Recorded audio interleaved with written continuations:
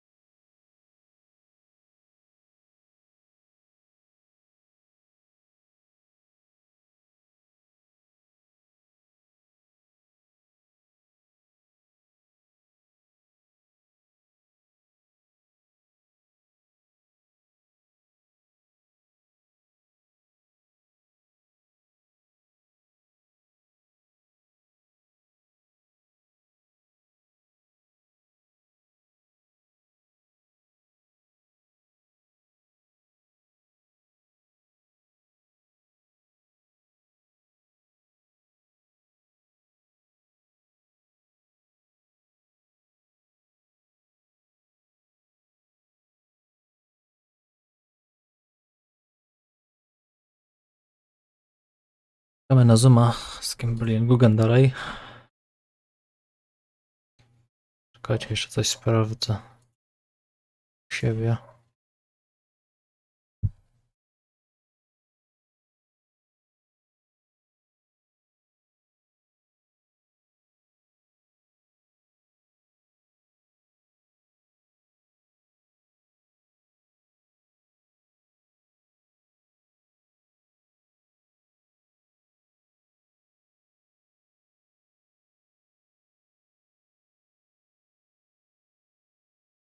Pewnie Kimberly ma jakieś opóźnienia.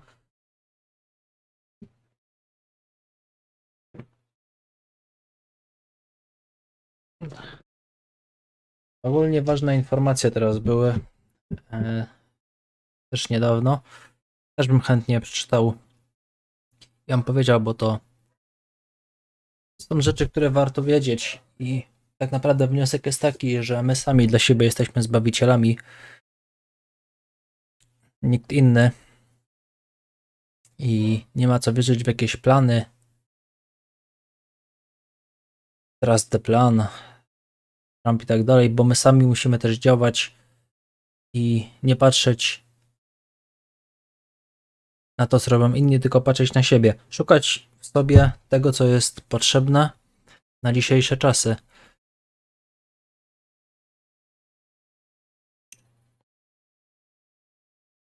Tak to wygląda.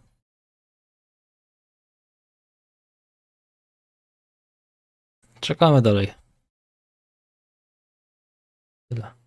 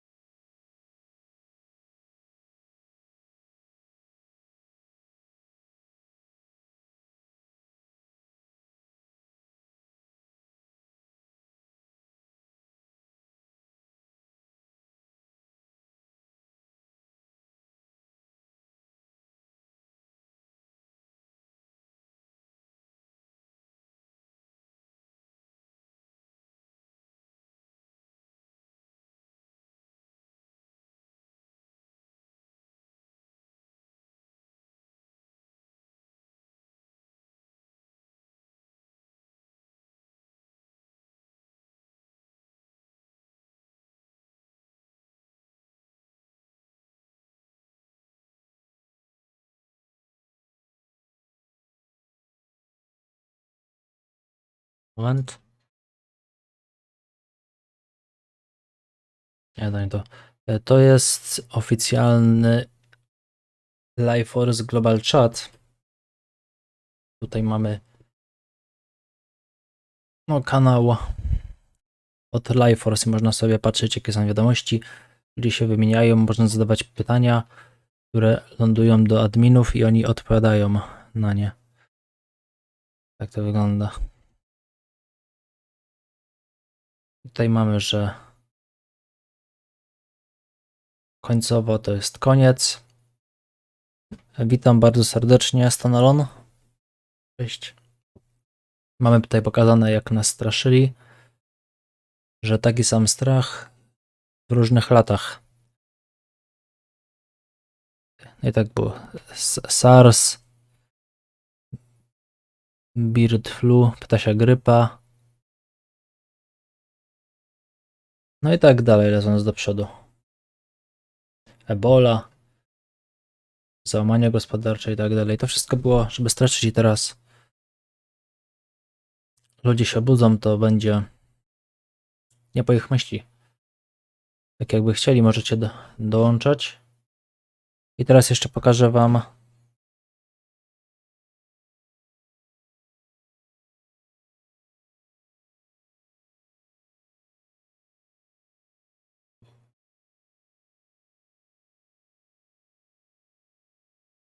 oficjalną stronę United Network News. Tutaj.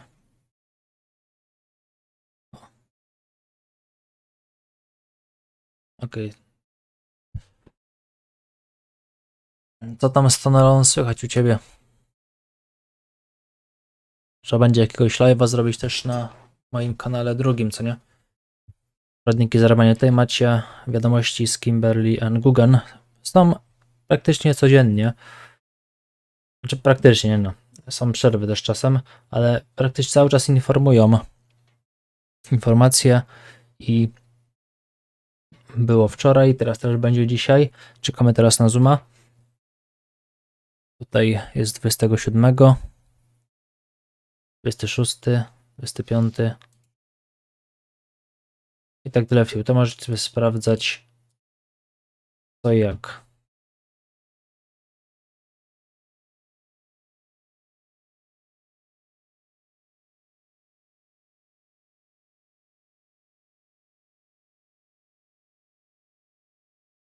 Dobra, czekamy.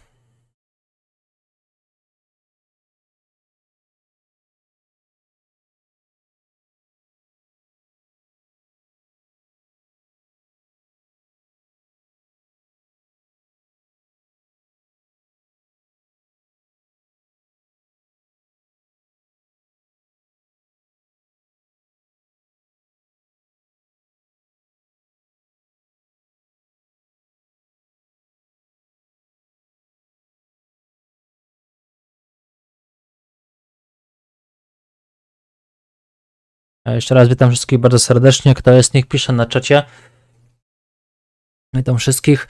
Jak widzicie, 683 osoby czekają na Zooma z Kimberly and Gougen, więc tutaj ja wam pokazałem. Także będziemy oglądać wspólnie. Co i jak, trochę Kimberly się spóźnia. Jakie rzeczy ogarniają, to zdarzy się. Zobaczymy. Jak to wyjdzie. Na razie czekamy wszyscy. Co to będzie? Co to będzie? Speak Project 2. To jest kanał także no Kimberly Gougen. Zobaczcie. Dwójka, jest jeszcze jedynka. Oni się przenieśli na własną stronę internetową. United Network News. Tutaj są informacje. Kto nie wie. Wiadomości. Połącz się z sobą. Specjalne raporty. Czekamy.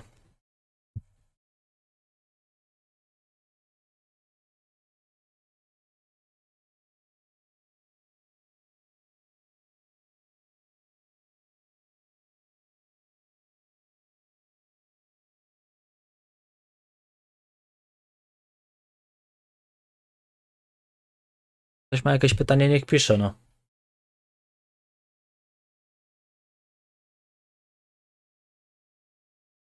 Śmiało.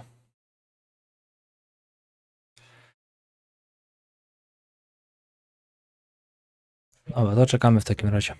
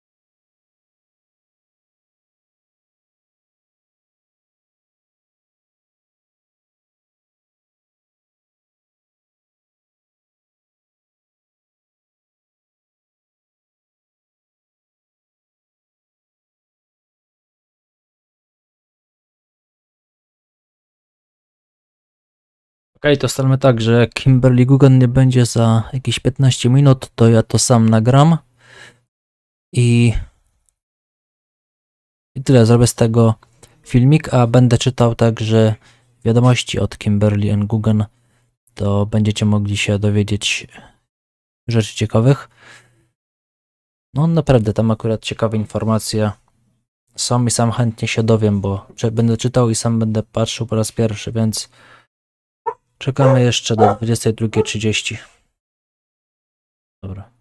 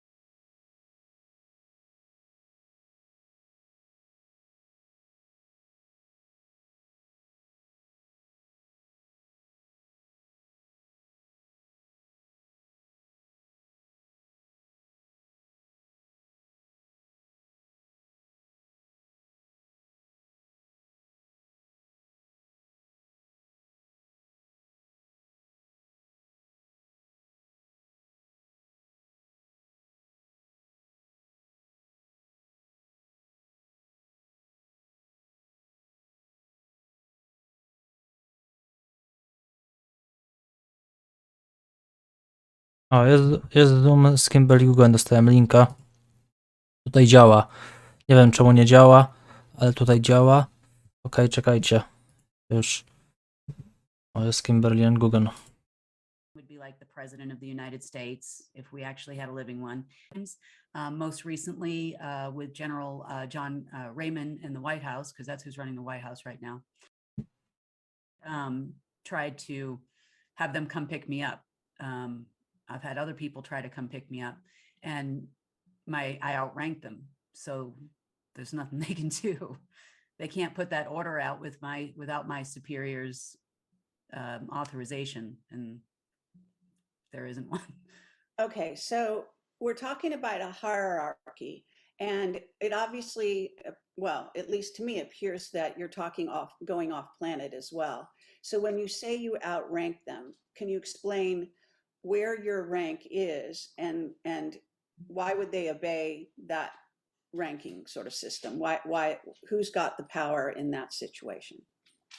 Okay, so we're talking about a system that everybody is aware of, right? When we're talking about clearances and programs, and, you know, now the Space Force is in the front, and then there's still the SSP guys in the back. So you have that whole structure as far as a military and intelligence system, right? And then you also have a secondary structure that always existed above these systems. So people talk about, like, oh, the Rothschilds are terrible people, and they talk about, you know, the Bowers, and they talk about the Morgans and the Carlyles, and a lot of, you know, and then they talk about secret space programs and DUMBs, but what people, even themselves, you know, the people that are in these programs don't realize is there's a whole nother hierarchy that existed on this planet forever. This is not a new thing. You know, you've talked about it with some of your guests. I know you interviewed Shane the Ruiner. He has a whole blog called The Ruiner something 777, right? And that blog tells you that there's a whole other world going on here that we, as the average everyday people, know nothing about. Well, I got thrown into this thing, and I got to learn all about them and who they were, and who, you know, who is who. So when I talk about a clearance level, we're talking about over, I guess you would say, although I don't work with anyone in the space program, I don't work with anyone in the SSP, I don't work with anyone in the order. You know, from time to time, they do contact me, and obviously they're very angry with me for many different reasons, right? Their whole timeline structure is gone, and somehow I'm getting blamed for this, but nonetheless, my clearance is only for that purpose, right? So when you're fighting your enemy, they respect from that level down. I'm not talking about others or anything like that, because nobody cares about that. But in the world, the way it's worked, it's always been a hierarchical system, right? So you have the order at the top, you have the covens above the order, you have, you know, so on and so forth above that, right? Now, below that, you have a bunch of military people and intelligence people that believe in this system because it protects them from each other. So, okay, well, maybe we can just kind of cut to the chase a little bit here. Yep. Now, who, in your view, is, you know, can we name names? Who's at the very top of this so-called order or list of orders? if you were to go with the existing structure as it is today, because it's very different than it was years ago, I would tell you, you would be called, there's a guy by the code name Mr. Black. He's an Italian. I have never heard his name, but I can fathom some guesses. And then you have Klaus, who's risen in the ranks due to the recent elimination of 2 different covens. And you have this Richard Weiss guy that keeps popping up all over the place, giving orders that are crazy.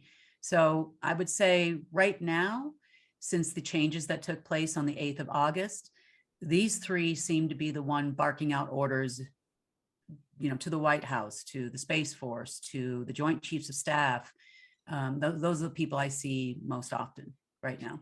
Okay, so if now at this point you're not going off planet yet. No. So, and my understanding is that you actually worked with, correct me if I'm wrong, Marduk, and that you were also trained by the Anunnaki. And this is your claim. Is Okay, that correct? trained is one thing, schooled is another. So they all lie. They're very charming, right? Marduk is very, very charming, and cunning and whatnot.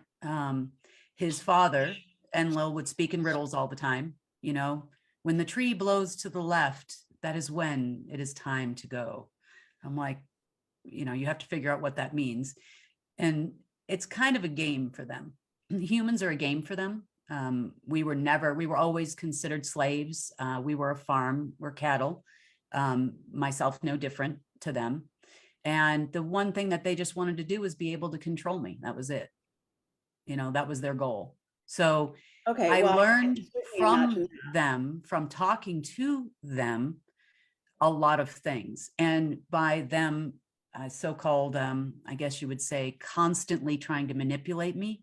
So I got schooled. Like, it's like, well, you learned a lesson, right? It's not that, well, here, Kim, let us help you. They have had no intention of helping me do anything ever, not even a little bit. Okay, so I think because my audience is not going to be familiar as I am with your background, maybe we need to even go back further. So let's talk about when you know, your childhood, somehow you got into contact directly with the Anunnaki. And there's not that many humans that are in direct contact. I don't think. I mean, I know there are some. And I myself I believe I've had some contact with them. So how did your contact work out? Can you talk about that? Well, for most of these folks that are involved in this organization, right, we call the order, their Bible is Project Looking Glass. So they live by it, they breathe by it. It's how their whole day goes. You've had guests on the show that have said that it didn't stop working in 2012, and they're right. That doesn't mean the lies stopped coming in 2012, but the people that actually had access to it, right, knew the game was over, the jig was up. But they still continue on because there was a 17.8% chance they could revert back to the dark timeline. Okay, so if it was preferable for M and his structure, he spent 1,008 years training and working with the dark, the people he would call the slave masters. And they would even make fun of them.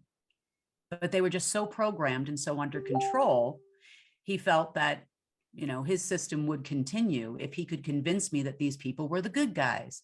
You should work with these people. But that's not the way it worked out. So. Okay, but we're, you know, and I appreciate that. And we can delve into some of that more deeply. But I think, you know, just in terms of my questions, so that people kind of get the understanding of what's your relationship. Okay. How, again, So, did you get in so in contact? Project Looking Glass, right? So I'm sorry, it's a little long explanation. So in Project Looking Glass, they saw me changing the timeline, right? There are others also that they saw. So they were looking for the people with specific DNA. So the CIA back in the 70s devised a program where they were literally combing through trash looking for these people, right? So on a cup or a bottle or whatever it was.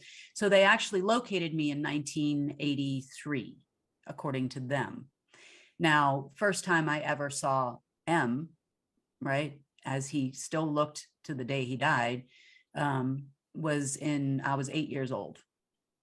So he was trying to see if he could. And this is Marduk, I'm assuming you mean by M? Mm-hmm. Okay, and what did he look like?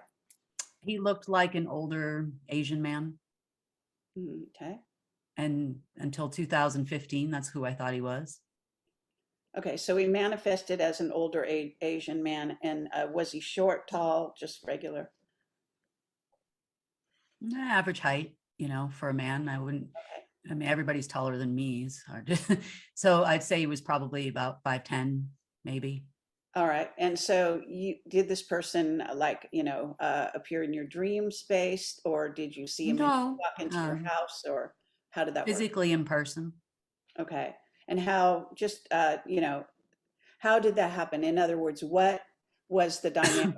Did he knock on your door? Did he call you? Did he make an arrangement? Did he show up at your house? You were how old when? 8? At the time, my mother was dating a gentleman with the last name Donovan. As you know, Donovan is a prominent name in the CIA. I knew nothing about this stuff as a kid. So he was kind of like, they were together about 6 years or so by that point, and he took me to a Freemason lodge, Okay. and there he was sitting. I remember this. Right. And what city, state, or whatever, where was this? Massachusetts. Okay. All right. Okay. So were your parents what we would call Illuminati, members of a secret society? No, but they did No. take you to you went to a Freemason lodge. Well, this gentleman that my mother was dating, probably on purpose, Oh, okay. last name was Donovan.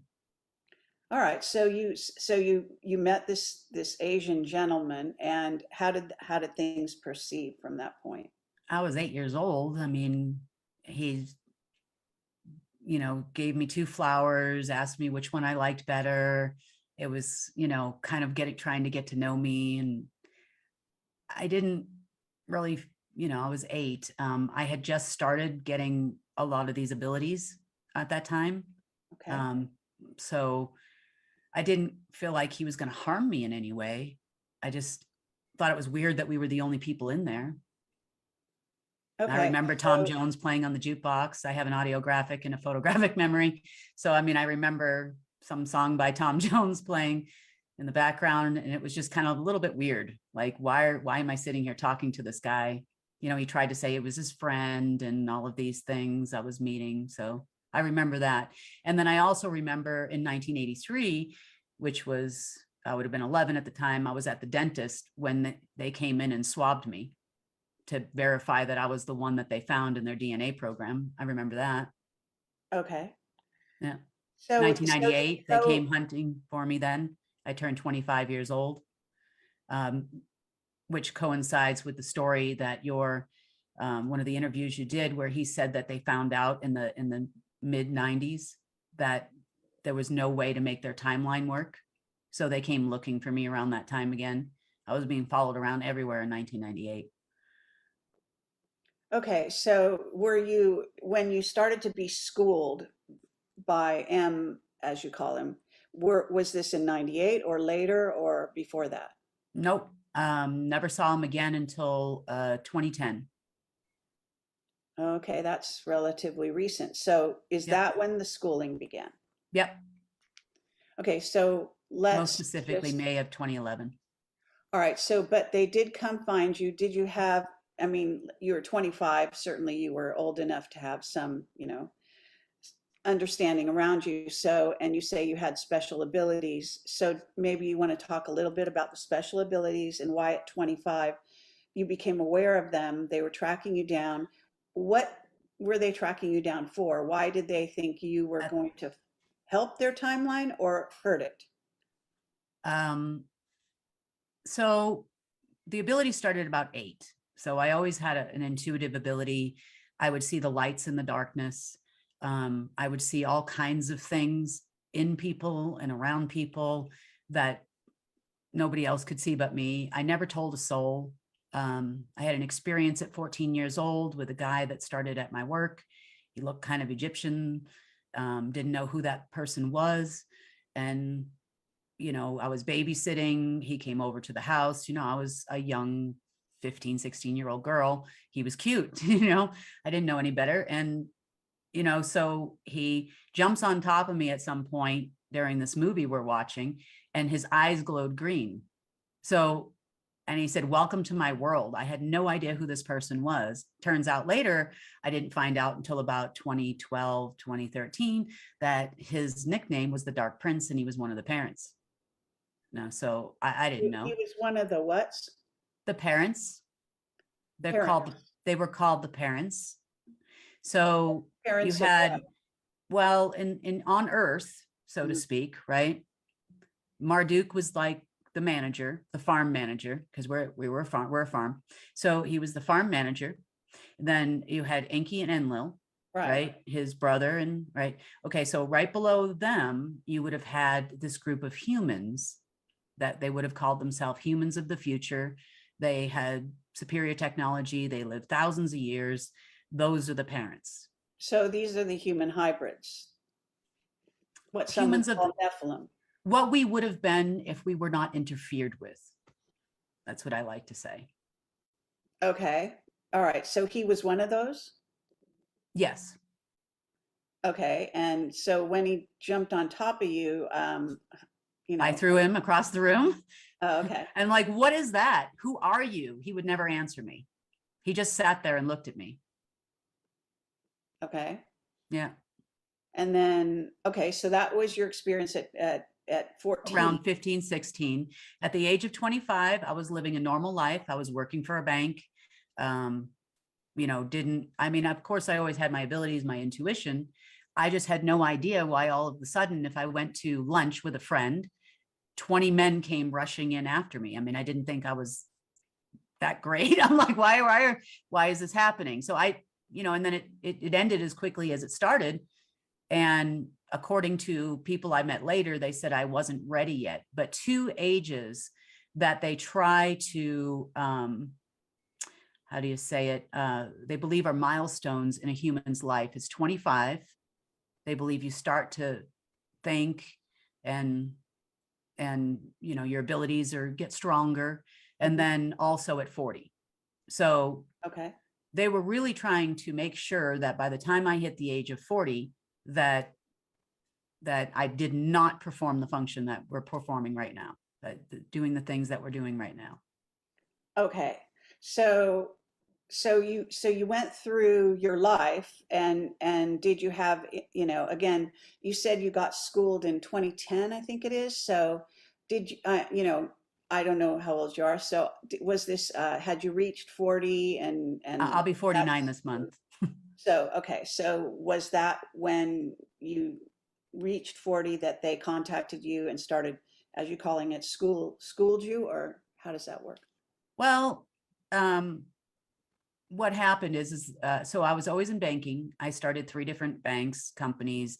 That was what I did for work, right? Not on the high level, didn't know the Morgans or any of those people. I was just doing, you know, what normal people do, right? Entrepreneurs do. And so by 2007, I knew the market was going to have a crash. And I had a business partner at the time. I said, look, we need to diversify. You know, this isn't going to work with just products that we have. And, you know, ended up selling the business because he didn't agree with me. And that was kind of the end of that. So by 2008, the market did crash, right? End of 08. So I was like, okay, well, I need to get, you know, my lines of credit. I had an $18 million line of credit. I mean, you know, for a business, for doing bonds and that kind of thing. And I was like, well, you know, I got to go find the money. Where'd the money go? Like, how do we not have money? And so that's what started leading me down the rabbit hole, I guess. I went to London. I was going to other countries. I'm like, well, if there's no money in the US, maybe there's money over here. I started meeting people in hotels and, you know, brokers and that kind of thing. And I was looking to get, you know, I went to a few banks over there looking for a line of credit. And then I was in London in beginning of 09. And I was in a hotel. I was in I think it was the Park Place Hotel, Sheridan Park Place on Piccadilly. And I was introduced to a guy who's Nathan Rothschild, who said he wanted me to come for the weekend to this country club called Thorn Country Club. And I was like, I don't even know what a Rothschild was. So I was pretty, you know, vanilla American. And I didn't go. I wouldn't go. I said, well, I know you know, I looked in the internet, there's an office on Bond Street, which was right around the corner. I was like, why don't we just go there and have talk? That, you know, he was telling me about funding all my lines of credit and the projects that I had that I was funding because I did commercial lending and that kind of thing. And that was a no for me. You know, I'm not going 2-3 hours outside the city on a train in a place with a person I have no idea who they are. And then I started doing research on the internet, and then I started to learn somewhat of who these people are. And I figured out that the gold was gone. I started talking to Chinese elder people and went down the whole train. That's why I try to educate people on my experiences. So in 2010, I was talking to, unbeknownst to me, a German SS officer and a member of the French royal family of Rothschild, right? So they said that they were going to I wanted to bring the gold back to the United States. That's the whole reason why I embarked on this trip, because I thought if we could do that, then we could, I wanted to put it in the Treasury, not the Fed. I started to get an understanding of the difference and that kind of thing. So embarked on this journey, went to Switzerland, went to Germany, went back to Switzerland, went to Russia. And that's where I ran into M again the second time, because it was 3 times. And so at the time, they were working very heavily with Putin. And I arrived there, the Fed arrived there, some people from the SSP in Germany arrived there, a guy named Philip Love and General Ritchie arrived there. So many people came, and everybody was expecting me to trigger the system that I really didn't know much about. I knew there was a back ledger. I knew there was an off ledger financial system at the time because of the Chinese elders, right? So we had tons of Chinese people show up. We had the Black Mullah show up from the Middle East. Okay, so maybe you can explain how these people saw you in a certain role. Is it because Marduk had told them, or that you were a certain bloodline, that they, you were going to be their representative or something of this nature? Like, why, would they admit you into their sort of circle, so to speak? Project Looking Glass. Again, because they identified you in Project Looking Glass. So they had to control me. So they all, okay, so. Befriend me and control me. All right, okay. And then also you're saying they acted as though you had some kind of control over moving the money. So why would they think that much? I didn't know it. I'll tell you exactly what happened from there. So I had an Asian lady who was confirmed as a trustee, right? Who I had been talking to from Thailand. Her name was Rod Sharon. I remember that. Don't remember her first name off the top of my head, honestly. So she met me there in Russia. The whole reason why we landed in Russia, because I thought Putin was a good guy, right? They were starting the branding of the Savior program over there, of him being the greatest man on earth, right? If you remember back in 2014, if he ran for president in any country in the world, including the United States, he would have won, right? He was that popular back then. And that was part of Marduk's plan. So, but I saw a speech that he did at the World Economic Forum that said that, the order is going to take over and this is a security risk for the whole world and we don't want a new world order, that kind of thing, right? So I thought, well, he must be good, right? Maybe he's a good person. Maybe that's why everybody hates Russia, who knows? But they had put a Class C block on the trustee lady's, Thai lady's passport. So the only place I could get her in without a visa was Russia. And I knew it was one of the 7 places in the world you could go to trip the entire system at that time. So that's how I landed in Russia. I'm sitting in my hotel room. I'm dealing with this lady who's just virtually bat crazy, right? And awful. I mean, greedy and crazy and dark. I could feel how dark she was. I hated being around her. I tried to be nice to her. Okay, now I'm not sure, why did you have to be in a room with this person? I guess I brought her there. I'm not sure. Okay, I got her to this who point. is she such that you needed to have her there? Well, I thought she was the trustee. I was nobody. I was just trying So to. she's some kind of pivotal person that handles the system, in theory. In theory, at the time, that was my impression, until I got further into it and figured out that a trustee means absolutely zero.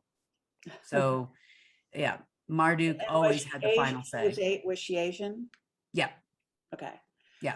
She was from Thailand. Sorry? She was from Thailand. All right. And did she claim that she was associated with the elders or what? I met her through elders. They, these Chinese people told me that I had to go see her. Okay. Yeah. Like when I asked them about releasing the gold to the United States, because that was remember, that's what I was doing, so that we could fix our economy, so I could get my credit lines back and my life back. I know that sounds selfish, but honestly, that's what I was doing.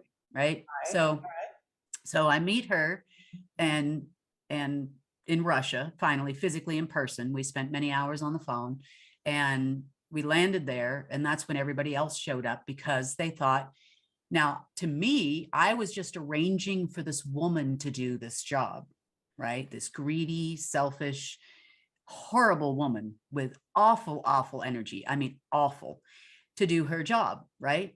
So that I could get my fee, right, for doing the thing and arranging the thing. Obama was in office right at the time. So I thought I was doing a good thing. And so we go through this whole thing. They retina scan her and stuff, and nothing works. I knew it didn't work. I didn't know why it didn't work, but it didn't work, right? And Okay. so it's like, okay. And so about a day or so later, I get a call from a friend of mine that works with the Department of Defense, and we are literally just friends, right? And he goes, congratulations. I said, for what? He goes, well, you're the new trustee, except you're different than all the other ones. You'll get a veto vote. It was voted on and you were voted in. Now, I don't even know who voted on or voted in, or even if that was true, because how do they know about me in 1983? This makes no sense, right?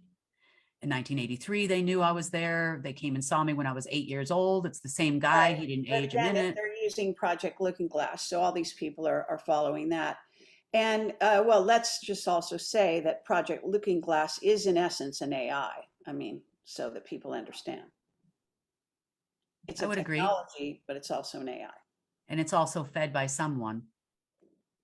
Someone Okay. puts that information, the etherical information in there. Okay, we can get into that definitely, but I don't want to lose the train here. So, Yep. so back, you're with this woman. You've now been, told you're the trustee, and she's not. I'm assuming she's deposed at this point, or No, she was still around. I was she's informed still a by my trustee. friend at the DOD Uh-huh. that the Russian government was going to be coming to my hotel, and they would tell me this. And they did, about an hour or two later. But he Okay. called me first. And they said, who are you? Who are you? And I was like, I was like, I'm just here doing this. I don't know how I got this job, but my first instinct was, wow, this is the greatest job in the world. I can help so many people. I can do so many projects. We're going to turn this place around. What a mess it is. And little did I know that was the beginning of the end of me having any kind of normal life whatsoever. I hit everybody's radar. Okay, so so at this point, you become a trustee. And this is again, what year is it? 20? This 20. would be in March of the announcement was made to me in March of 2011 in Russia.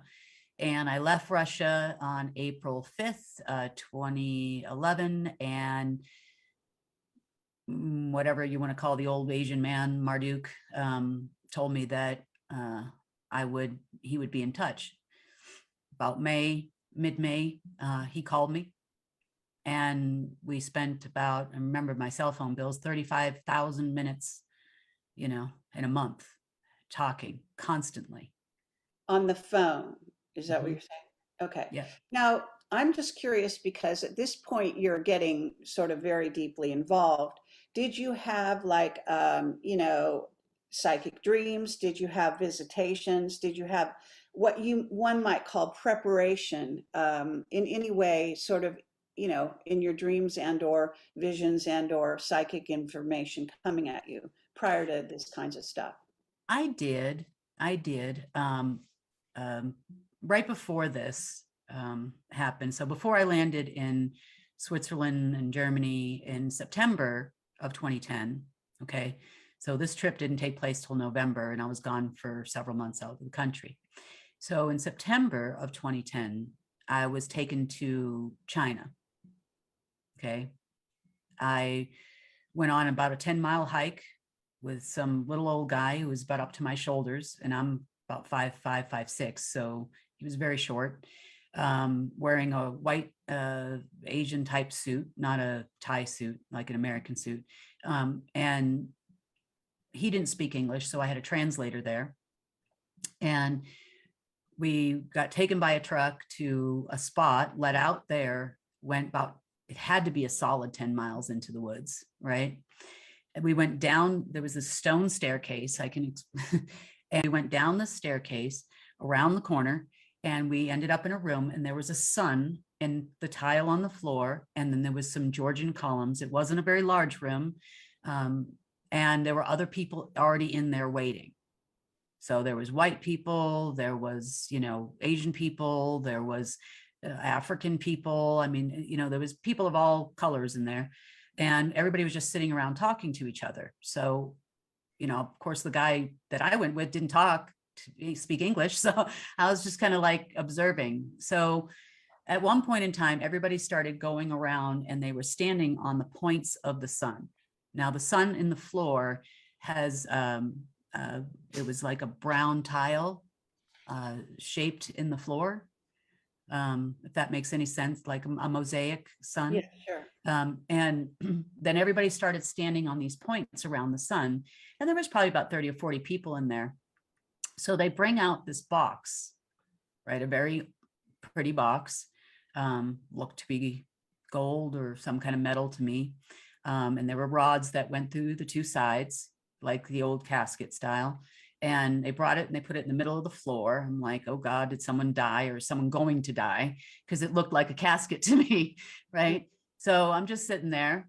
And then a couple of the gentlemen that were carrying the rods opened the box, and out pops this ball of light and a massive wind. So this, in my Catholic upbringing mind, is the Ark of the Covenant. Okay. It's exactly how everybody described it. So the ball of light pops up, and I'm just mesmerized, because what I feel is the most intense feeling of unconditional love you could possibly imagine, you know, and I got tears in my eyes. I mean, it's just an amazing, it would be like what I would think people would feel if you went to our whatever heaven is, right? Like I felt like I was in heaven, like the love, the amazing feeling, the wind. So I'm kind of mesmerized by this for a few minutes. And then I look up and everybody's gone, except for the old man that brought me there, who is standing behind me, like using me as like a shield. And he just turns around and he looks at me and he goes like that. And then that was it. And then it was like a test. Okay, fair enough. Yeah. Since then, I have found 3 other boxes like that, just so you know. That was the largest one I saw, but I have found 3 other ones like it in different locations. Okay, and when you say you found them, did you go looking for them? Yeah. I had found them first, and then I went to that location and got the box, basically. Okay, so somehow, like on a psychic level, or did someone tell you about it? No, it's all me. So on a psychic level, I found the boxes. Okay. I found the one in Saudi Arabia that the Russians took, because I was working with, remember, I thought Putin was still a good guy even after I left. And he's working with Marduk and Enlil. We had meetings every Saturday. They sent me a little pink satellite phone. I would have these talks with them every Saturday night, their time, Saturday morning, my time. This went on for years, right? All I'm right. thinking And they're what the good. did you talk about? What did we talk about? Mhm. You know, I had a lot of indicators along the way that these were not good people, but I thought they told me they were my boss, Okay. right? They paired me up with Putin. They told me I was yin and he was yang, right? Here I am thinking, the other guy, they called themselves grandfather and uncle. So here's the elusive grandfather everybody talks about. Wow, this is so great, right? I'm like, here I hit the top, you know. Okay, and what did this so-called grandfather look like? And this is Enki, I assume. Is this Enki? Yeah, they all looked Asian-like, I guess. You know, they can do something called mimicking, where what you see with your eyes isn't necessarily what it is that's right in front of you, right? So it's affecting the emotional and etheric level of matter. So you see what your heart and mind sees, right? Until it's no more, right? So okay, so you're having conversations with them. They're pairing you up with Putin. yeah, When you say pairing you up, we're in supposed what to be way? partners. lovers?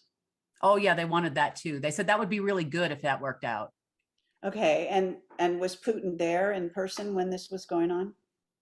The meetings were on the phone, and I Right. didn't actually get back there until 2015. I know, but was Putin on the phone Yeah, with you they were guys? all there, sometimes video. Yep. And so they told you to your face that you were, as you say, yin and Putin was yang, like the chosen ones they chose Yeah, to somehow run the world. Is that the idea? that was what they wanted. Yeah. Okay.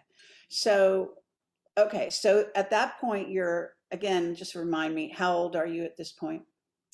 So these conversations started happening in 2011. That's when Putin became really popular with everyone, and then the campaign continued till about 2015, and then you never heard about him again. And we had a different savior come up, right? Program. So Who's the other savior then? Trump. Oh, all right. Same group, same organization. They chose him. Yes, Okay. they did. All right. So let's just so I understand. So Putin, did you ever have like one-on-one discussions with Putin without them there? Yes. You did. Okay.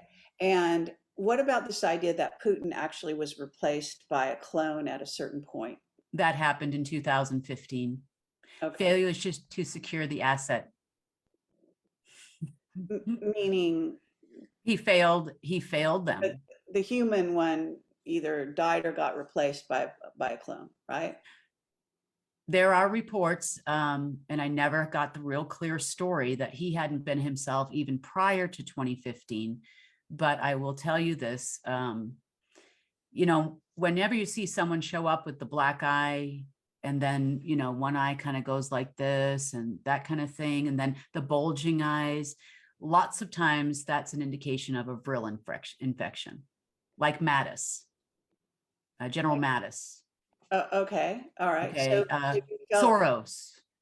All right. But you felt this about Putin when? Before 2015, is that what you're saying?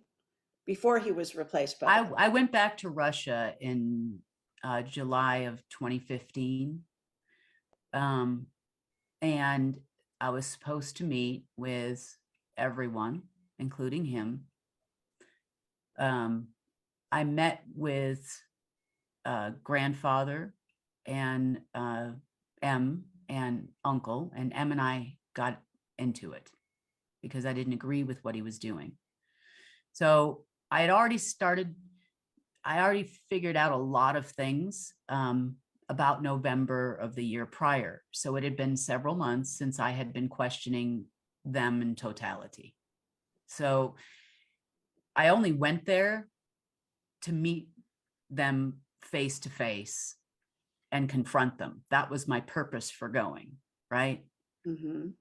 I had already heard a lot about and intuitively heard about what Putin was doing, side deals he was making, all based on the fact that you own the golden goose, right?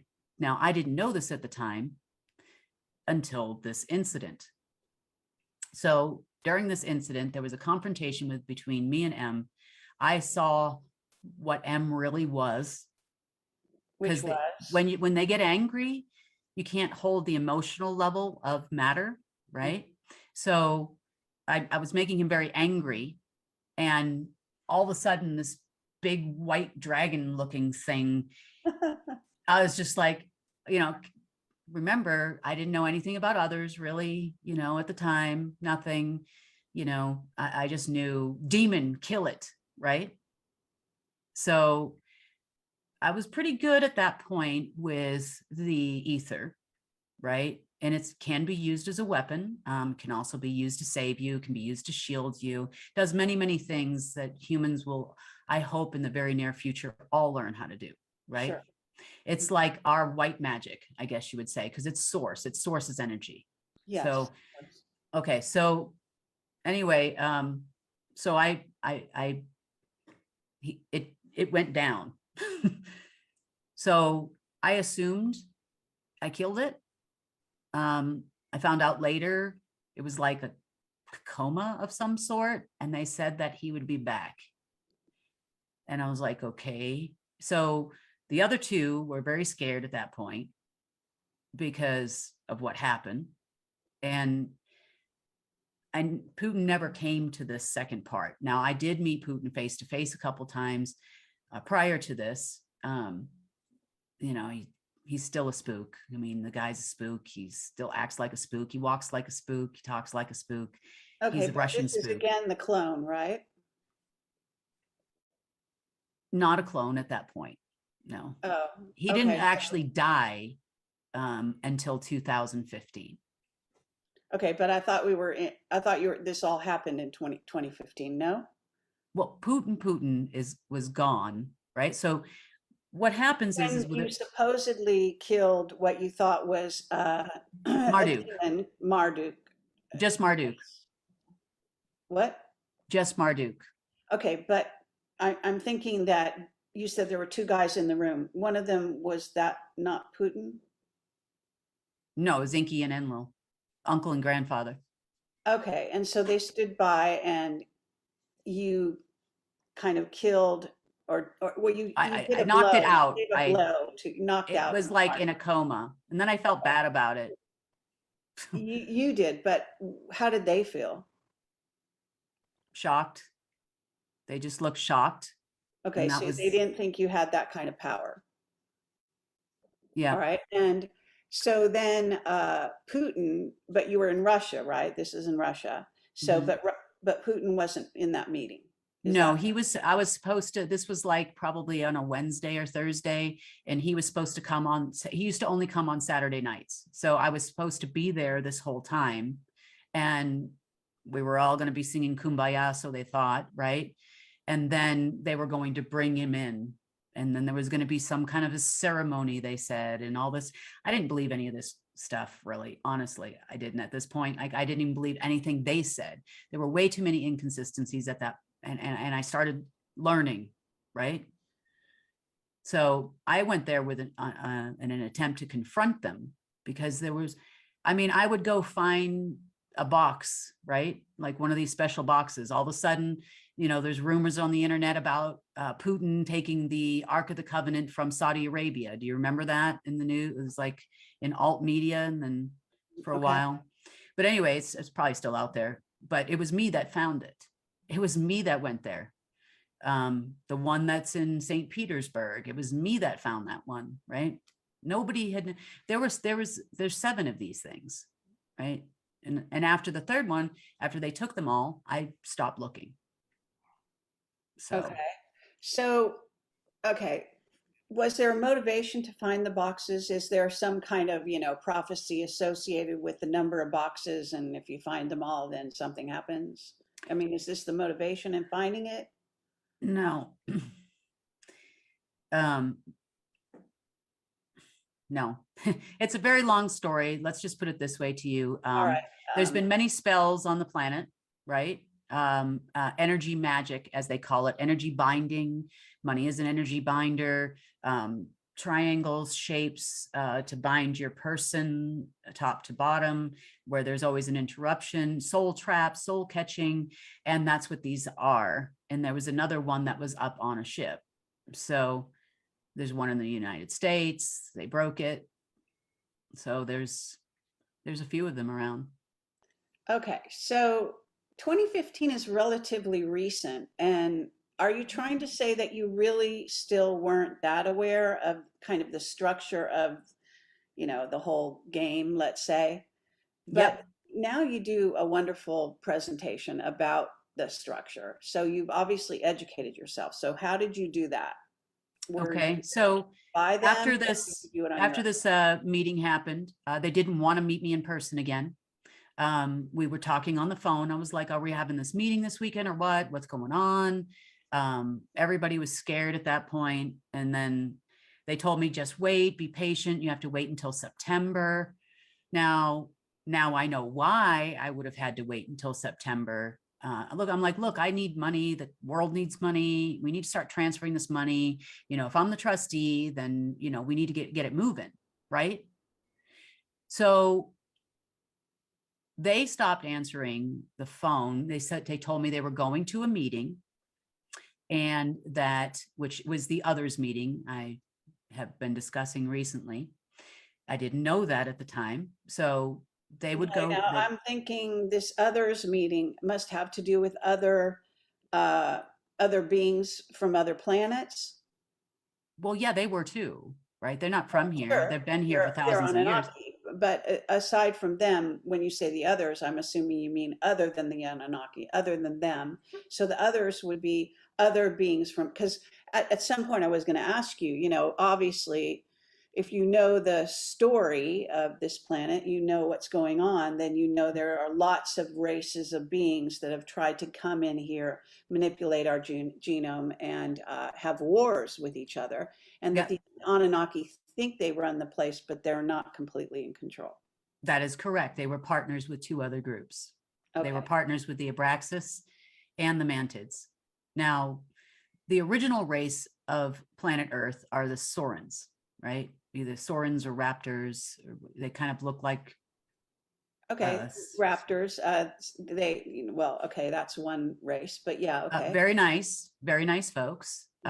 Good people. I mean, working with our military right now. No. Nope. Okay, the Raptors. Yeah. Okay, and so the others have no others on planet Earth, here or abroad, right? Have any contact with any of those people, not Trump, not any of those people anymore. That ended in 2019. They called it September, the equinox, the fall equinox. They called it, declared it Independence Day in 2019. And they are the ones that got rid of all the dumbs and the connections, anything below level 6, which is where they would have inhabited. Level 6 was like a double spot. Meaning the Raptors. When you say they, not only them, we have 36 other races other than the Mantids, the Draco, and the Abraxas that hang out. Okay, and so when you're saying they, are you talking about 36 races got rid of the dumbs, or, you know, because I just want to right. So after the Draco's expiration, right, in 2016, at least not the whole race, their planet Anno didn't die until 2019. And then the queen took over, and she's actually a little bit more normal, not so focused on trying to dominate the entire multiverse, that's for sure. So she, so once their influence, I should say, here went away, deals were made with the Mantids, and the Abraxas are still horrible people. They're like, if you could imagine the worst silver spoon baby royal person on television that you've ever seen in your life, that's those people. They're so entitled to everything. Okay, but what is their actual race of being? They're humanoid. Okay, so you're calling, they're calling them, they call themselves the Abraxas? That's their name, yeah. All right, fine. Okay, that's so a family name. Just to get back to we're kind of like at 2015, 2016, and this is certainly when Trump comes into office. So you made a remark saying that he was chosen after Putin was kind of set aside, and then Trump was chosen. Am I not? No, well, Putin failed to achieve his objective, right? Which was what? He was supposed to control the golden goose. Which is what? Me. The system. Okay. With the system. Sort of the keys to the money or whatever. Well, it's much more than money. Okay. That AI system, which has been completely reprogrammed, but it contains a lot. But as far as his job was to make me happy and to control me, that was his job. That was his only job. So he was replaced by Trump? In the savior programming. Yeah. I understand, but okay, so was Trump's next job to keep you happy? No. Wasn't like that. So no, not at all. We have had many conversations. I wouldn't say I know him personally, but you have talked to him on the phone. Is that what you're saying? And the diplomatic line, yeah. Okay. So you've talked with Trump. So Trump, I'm just curious, how did this situation with Putin and Trump, how did they bring Trump in? So what was that? Okay. In 1998, Trump met with what they refer to as an ascended master. Okay. They told him he was going to be president. That was all, right? They told him that he was going to do all these amazing things for the world. That's what they told him. Now, an ascended master in our world, right, on the internet, alternative media means a very nice person that's enlightened, right? That knows, connects with the creator source. Yes. Okay, well, in their world, that is a coven master. Okay. Okay. Trump is always born into being the black sun. Don't think any otherwise. I know you don't want to believe this. People hate this, but it's true. No, Right? John okay, Trump was Project Paperclip. well, we can get into that. But let's stay with this so-called master. So this is a master, what I would call a master magician. Is this, is this person ascended in any way, or are they just a commonplace human, or what? Very good at black magic. Okay, so a master magician. Yeah, I would say that, yes. Of the dark side. And this is who Trump met with, who said, you're going to be president. Is that correct? Yeah. And that was in 98. Mm-hmm. Okay. They told him he was going to then, be president and he could be the master of this timeline, which only had a 17% chance of actually potentially happening, right? So he thinks he goes through life doing these things and thinks that he's going to be the president. And he became the president, right? So that part was true. But what happened is they need to have someone play the role of the savior, okay? Create the problem and be the solution. That's how you create a savior. Mm-hmm. So when Putin started falling out of favor with his colleagues, now Trump and Putin are both a member of the Black Sun, okay? Okay, so let's talk about the Black Sun and how one becomes a member of that. Most of it is family lines. Are you saying, and this goes back to Nazi Germany? Is that what you're? And the Abraxas. Mm-hmm. And the Abraxas. Okay, so in theory, this should go back to the Aldebaran, the beings from Aldebaran. I'm not familiar with that. All right. Well, they were the ones that. Oh, Aldebaran. I say Aldebaran. Yes. Oh, yeah. Okay. Aldebaran. Yeah. Sorry. Yes. My apologies. Okay. No worries. Maybe I'm pronouncing it wrong. My American English. Whatever. But okay. So these beings and so going back to, you call them the order, or they call themselves Order of Black Sun. Is that correct? Yes. Okay. And there's lots been written about this organization and various things. But to talk specifically about Trump, so you're saying he's a descendant of someone in that group, right? Is he the son or the, of who? And I know some people are saying General Patton, but is this correct or is this incorrect? His father was a member. Right. Their original family line is von Kief or von Kempf, was the original family line. Some say that the Black Sun was born in Ukraine, which is why there's a big focus on Ukraine. There was a giant portal to everything that is evil there, that's for sure. Yes, there's a mountain there, actually. Yeah. That would be the portal. And I've talked about that with one of my whistleblowers and in my interviews. So, because I was fascinated on why they kept bringing up Ukraine every second, not so much now, but, a few years ago when they just kept, they were trying to have. No, yesterday. Sorry? The U.S. government, Biden made a commitment to fund $277 billion yesterday. Biden has a whole relationship with, obviously, the evil, whatever, maybe you're calling it the Black Sun, that are running that mountain. Is that what you're saying?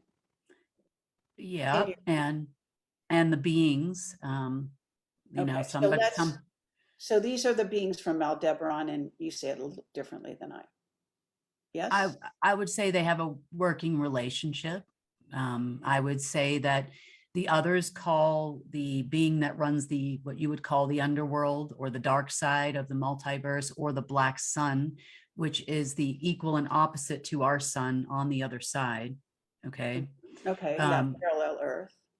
Right. So the multiverse would look like this side would be white and this side would be dark in the past. It's not like that now.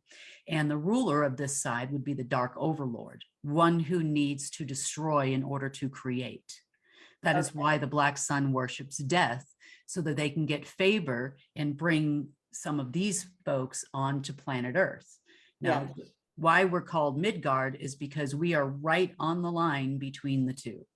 And they destroyed everybody else that was right in this section, in the third dimension. So we were one of the last inhabited planets right between the two. Okay. And just for my viewers, obviously the TV show Fringe was talking about this. So, you know. Yeah, I haven't seen it. So okay, well, the scientist goes over to get his son because his son dies on this side. He goes over on the other side to get his son back. Oh, okay. And brings them back over to this side. So, and there have been counterpart, and there's been several, you know, movies and TV shows kind of using this theme. So, okay. So when you're saying Trump is descended from that family line, basically. And he was told that he was going to be, you know, sort of the savior figure, and indeed, in some ways, it would seem that that's kind of been rolling out, but then it seems to have fallen into difficult times, let's say, in the last, well, ever since, you know, he lost the election, I guess you might say, but maybe even before that. So let's talk about that. So Putin kind of was set aside, right? And so you were no longer dealing directly with Putin so much, you were dealing with Trump. Our last conversation was the Babylon system 5.0 they were trying to launch. What is that, a satellite or a planet? Or if you follow the revaluations of currency, you know, they've talked about many versions of a system before they started talking about QFS, right? So at that time, it was the Babylon system is going to revaluate the currencies, right? So I met,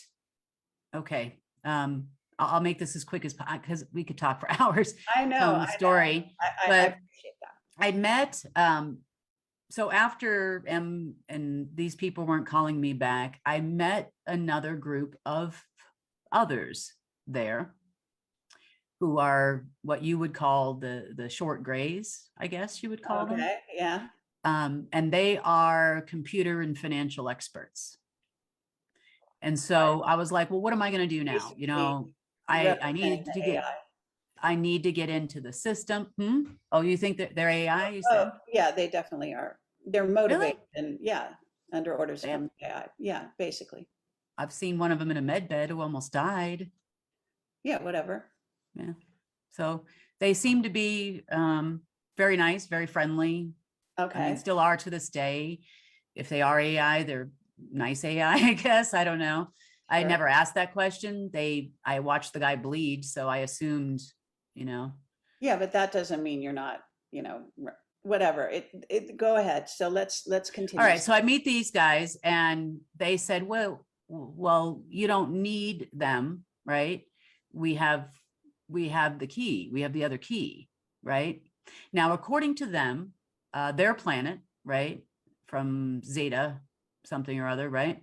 And they were brought here as slaves to manage the system for M. Okay. So manage this part of the system, right? To create a number of different programs that would work. They were much more adept at that system.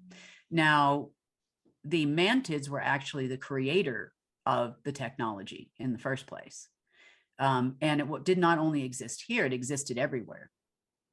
So okay, are we talking about Looking Glass, or are you talking about the QFS? No, I'm talking about an actual quantum system. So the system does work on the etheric level of matter. It does a lot of different things, manages Stargate, Starnet, financial is just one aspect, telecommunication systems, military and intelligence systems. It was the base by which our computer systems exist. So without that system, we would have no computers in this world. We would have Okay. no programming. Okay, so you met with them, and what was the purpose of your They meeting? told me that they would help me. They said they don't want to work with military and intelligence anymore because they've done nothing but use them and lie to them. They promised them that they would be free, and that they were all working towards their freedom from the Draco, because the Draco had destroyed mostly their world, and they were taken as slaves into different locations to do different jobs. Now, with the other races here, who I started to meet over time, right?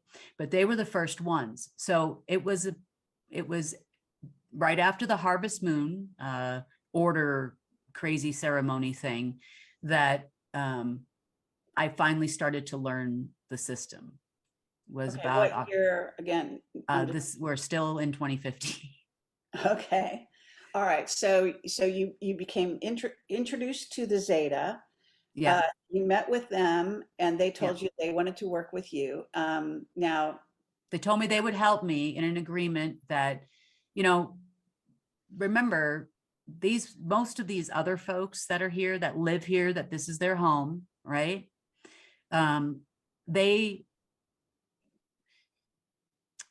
They don't like humans very much. Between the Abraxas, the Galactic Federation, who hasn't been known to be the best of folks in the world to them, and you know, of course, us, right? I mean, and well, okay, are you talking about the beings from inner Earth? Because you can't leave them out either, right? yeah, I'm talking about the ones that live here. Yes. Okay. Some people say it's inner Earth. I would say that, and this is a whole nother story, right? So inner Earth was ruled by what you would call the destroyer. So he would be considered, if the dark overlord would be Lucifer, that this guy would be considered Satan's right-hand guy or son that crashed into here 1.5 million years ago. There was a war. I'm trying to very quickly. So what they did in order to not destroy this planet like they did Tiamat, right? The enforcer, which runs the UPU, or Universal Protection Unit, he created the planes of existence on this planet. So it's like an energy binding thing. So he couldn't go above a certain level. So he was kind of stuck in there until he went away in December of 2019. He was Okay. they finally killed him. Okay, now that's I'm sure it's an interesting story, but so that we don't get off track here, I know, I'm trying not to, but I'm trying, when you say that they live in inner Earth, well, I would okay, tell you there's a whole world that exists there. You want to say other dimensions? You want to say, you know? It's here, you know, Yeah. they live here, but in multiple dimensions and planes of existence, because their frequencies are very different than ours, right? Yes. Very different than the Dracos. Okay, so just quickly, are you familiar with, you know, Caesar, you know, the guy that calls himself Caesar, who's head of, maybe, I don't know if you know, the Romanian Sphinx and the underground caverns that they discovered. And these you know, basically they can go into these areas of inner Earth, actually passing through. And they have tunnels that go all the way, you know, to Iraq and to That's true. Egypt and so and so. So this is what we're talking about, okay? Yeah, that's true. The entrances. To answer your question, 100% yes. Like I said, below level 6 is where 6 was kind of like a place where humans and the others would interact. Mhm. Anything above that would have been all humans, and then anything below that would have been all others. Right. And that's where the dumbs came in. That's what a dumb is, right? Sure. But Okay. yes, they live a whole nother world. They have a central sun, which is the vortex of the ether in the center of the world. I mean, Right. And there's an Shambhala entryway down the street from here. It's not far. also, but Shambhala also relates to that. Yeah. Okay. So, but to get back to the subject here, so we so you're dealing with a group of Zeta who now suddenly are kind of handling the orchestration of the system, right? Which is in essence the QFS. They helped me learn it, yes. Okay. And they said they want to work with you, and in theory, not with Trump, not with the military secret space program. No, Yes. well, yeah, no. Like I said, they were slaves here of the Draco, to which Right. everyone else reported, Trump, Black Sun, and otherwise. They were Right. like, they were, yeah, what you consider the lord of the planet at the time. Okay. All Not right, the so owner, but the Lord. Yeah. you're calling, okay, well, you're calling who the Lord? I would say that they were like if you were considered the king to be the owner, right, of the kingdom, then you would consider the Lord of the manor, right, to The be lower, yeah, like a administrator. lower ranking, but all over that land, he's in charge, right? Okay, And but I that's a typical sort of gray way. no, of- no, no, no, no, no. talking That's about at the time you're speaking of, that Zetas. would have been the Draco, right? The Draco or the Lord, or the Draco are The king? Draco would have been the lord of the manor here. Oh, so, okay, so above the Draco is the, Yeah, all these other folks that we're about to talk about would have been considered at the time slaves until Independence Day. okay, but who's above the Draco in your view? I would say that the Abraxas are the ones that hired them as the military force. The Mantids came in with the technology. They made a deal on the loosh farming. And that's how we became cattle. Okay, and so, and who's above the Abraxas and the Mantids? The Abraxas, I know, had a relationship with the Dark Overlord. Then we have a universal council that is not a master of all. They are a consortium of all. So Okay, so what Ashiana Dean would call the guardians. Are you familiar with her work? I'm not. Okay. I So, would say they are you're calling, heavily you're vested. calling something called the Universal Council, and this is what you're saying you're a member of, right? I'm an ambassador. Okay, so who are you saying the Universal Council is? That's a kind of a consortium or a group of races. Is that right? I would call them say races, beings, whatever you want to call them, right?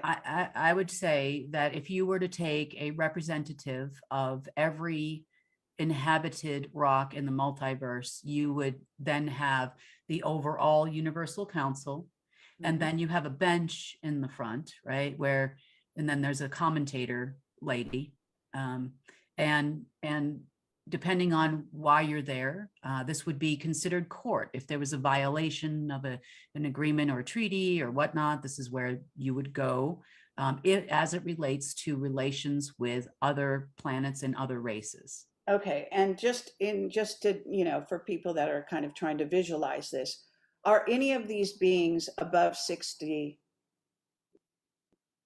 60? 60, Oh, 60 yes. dimensional. Oh, yes.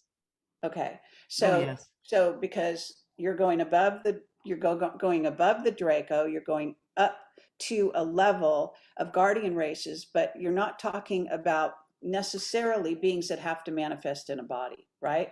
So some are light beings, what would be known as loosely light beings that don't ever have to materialize unless they feel like it. We as human souls do not need a vessel either, just so you're aware. I am aware of that. Yeah. But So what I'm saying, the Arcturians, as an example, Arcturians are like blue. Well, the way it kind of works is, depending on how you think about it, is that the beings that go from 60 and above can choose to manifest in a body, but they don't have to in order to engage in this game, so to speak. Right. Okay. So we're talking about, when you're talking about, court and so on, are you going, okay, let's not even get into all that. Just in brief, just to give you brief, the Arcturians, Yes. they are blue light. They are natural healers. They are a light body, Sure. essentially. Okay. So, and the Pleiadians, where do you place them? You have a few different groups from the Pleiadian system. The Red Queen that everybody talks about, she literally looks like a Gila monster face kind of thing, a very nice female body, hates me, I hate her, it's mutual. She's awful, like she's a dictator, right? So, and then you have other groups from the humanoids from the Pleiadian system and whatnot. So it's hard to say, like, well, we hate all the people from the Banana Republic. You can't really say Well, that. it is said that some of the Pleiadians are definitely 60 and above. I would say that the humanoid version would be probably 7. Yeah. Okay, so to get back, let's get back to Trump and the Black Sun and that whole thing, because really what I want to do is bring it to, because we're in DEF time. I said, before we started, we're in DEF CON 2. Yeah, and I has did to confirm mean that while something. we were on the call, by the way. Yeah. Sorry? I did confirm that Yes. while Okay. we were on the call. And Wano Savin has stated this in an interview he did yesterday with, Nino Rodriguez. And so I went and researched it, and it does appear that's correct. And someone else had done a show. I think it's, what does he call it? SGT Network, whatever that is. Stu, I think it's Stu, forget his last name. Anyway, sorry about that. But at any rate, yes, it's a definite. So that means, and I've got a definition on my website for those of you watching, you can go quickly to the front page and you'll see that I say we're now in DEF CON 2. And that basically means the military is ready to go and fight in 6 hours or less. So it's a rather sort of drastic position to be in if you want to, because we were in 3 for a very long time, it seemed like. Okay, so just to bring back, because we want to bring it back to Trump. It also does something else. What? It also does something else. Okay, what does it do? There's an entire underground system in Texas, which is the backup for the financial system of the United States. And when we get below a DEF CON 3, they fire up that system and everything moves from the Treasury, Fed, so on and so forth to that system. Okay. That's why they did it. So they're trying to take control over the financial system of the United States is what they're trying to do. Now, when and you this say is the deep state military. The deep state military is trying to do this. Yes. Okay. Now, do you consider the deep state military as under Trump or not? Yes. Yes? Yes. General Okay. Milley works with Trump. Flynn, Trump wanted to leave office. He had to leave office in order to do the crimes against humanity that he's doing now. As you know, the Space Force is running the White House. Biden is underground on life support. That is a person in a mask. Usually So General you Hyten believe takes Trump that is role. in control of both sides. That's in essence what you're saying. I'm sorry, say again? You believe Trump is in control of both sides, what we would consider, when we say deep state, just, in let's say, in terms of patriot speak, okay? They say deep state and they consider them the enemy, okay? On the one hand, so that's in theory. I do too, by the way. Sorry? I do too. You say deep state is the enemy, okay? Yeah. But Trump, in theory, is supposed to be fighting the deep state. Is that an illusion? That is an illusion. Okay, and how do you kind of substantiate that? Because I have phone records, I have conversations at the White House. I know for a fact he wanted to leave the White House. That is a fact. I know that Don Jr., when he turned the age of 40, he left the White House, okay, as a martyr, right? Oh, poor me, fake election, fake news, fake this, fake that. He's right. He actually won the election. It took a lot of work for his partner, Bill Gates at Microsoft, to manipulate the Dominion servers in the Azure system to make it like he lost. Okay. My understanding is that is a little different than that. So bear with me. So what we have been told is that the Dominion servers were actually, under the purview of the CIA, that they went into a safe house in Germany, that they took them over, that it was actually Biden that stole the election and that Trump won 80-20, let's say. He did win. Yeah. Legitimately. And then what happened was that they had a blockchain they have a blockchain record of the actual vote. So they didn't have to go through this dog and pony show that had to do with, you know, showing how people voted literally. But aside from that, that Trump left on purpose, yes, but the reason he left ostensibly is because he wanted to prevent a civil war, because the people are not on the side of Trump. They think that they chose Biden and they think he won. Now we understand that the military, for example, was sworn in Trump because they looked at the records and they saw he legitimately won. So at 8:06 a.m. the day of the inauguration. Yep. Actually March 11th, according to 107. Martial law officially went into effect in March. Okay, well, maybe you're not aware of that little piece of information. Trump signed the order for martial law and for the Space Force to take over the White House on at 8:06 a.m. right prior to his departure from when he was coming. Remember, he was late coming out to the platform to say goodbye day. Yes, that's the time he signed that order.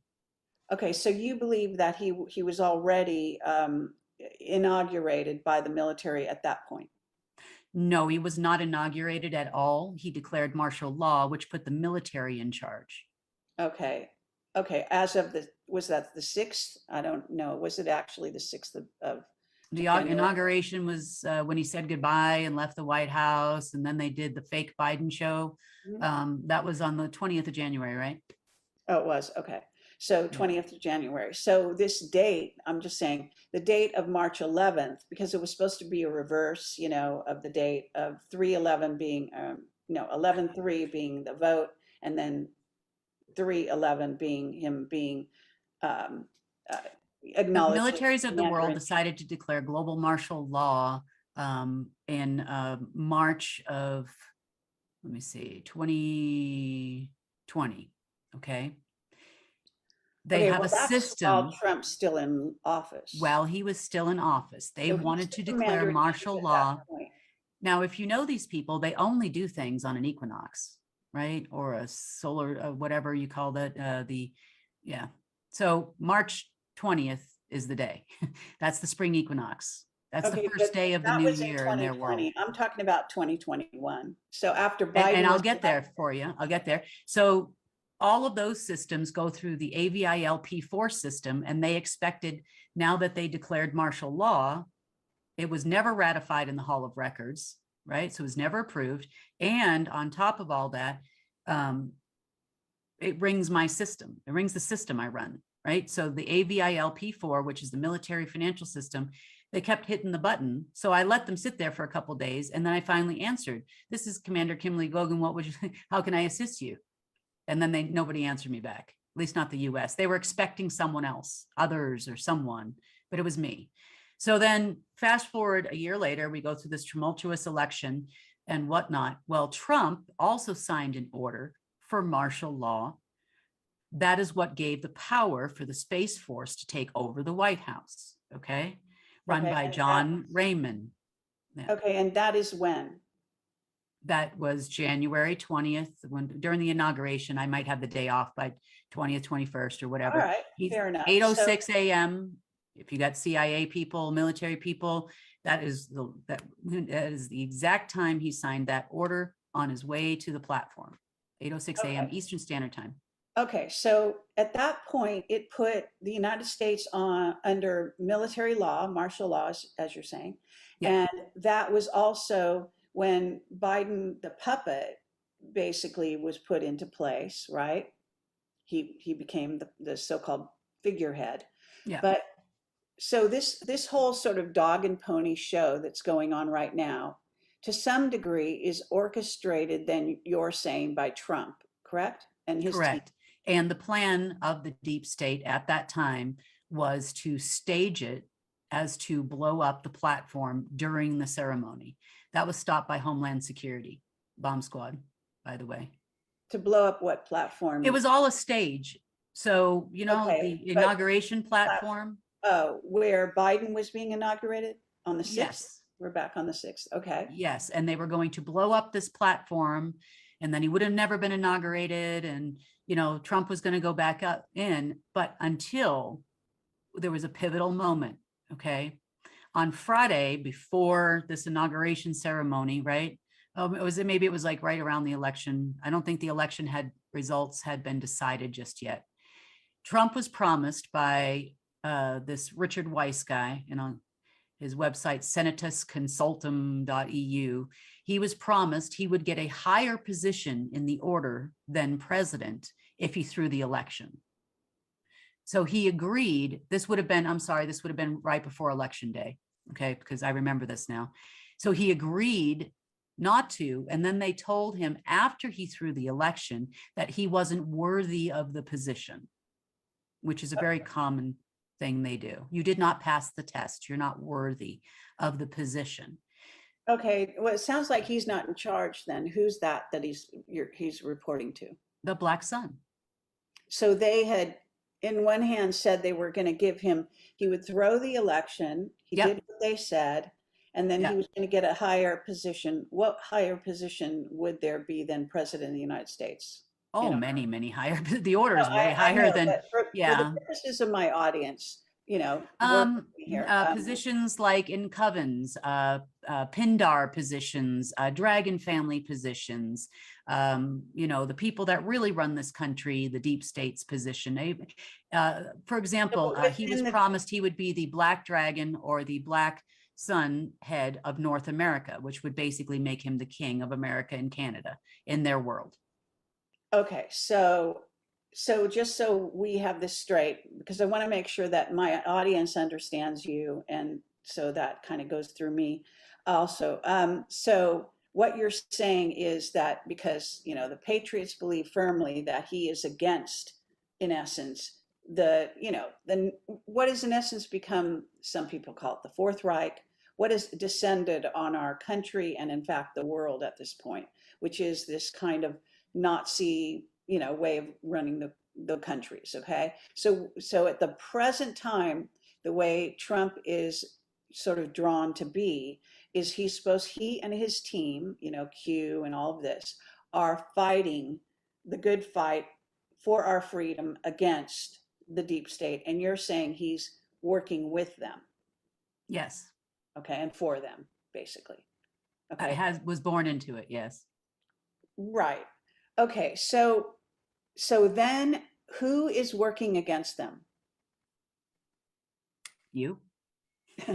Me. I mean, I know the people. Yes. Light workers. Okay. But is there any other, that's it? Others. Others why, are against them. Okay. And why does it appear? Okay. So let's kind of drill down, because a lot of people want to know, okay, why does Trump back the vaxxers? And when even Robert Kennedy, I guess you heard those disclosures, Robert Kennedy came forward Jr. and said, he met with Trump right when Trump was going into office.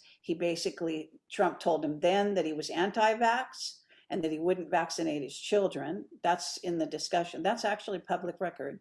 Okay. And then whether it's true or not is another matter. But, that's what he told Robert Kennedy. And that then he said he was going to give him a position in his government. He was going to come out against the vax or whatever. And then all that switched supposedly after he got a donation of $1 million from Pfizer. That's that was the disclosure, a week or two ago of Robert Kennedy Jr., for example, about what happened in a negotiation with Trump.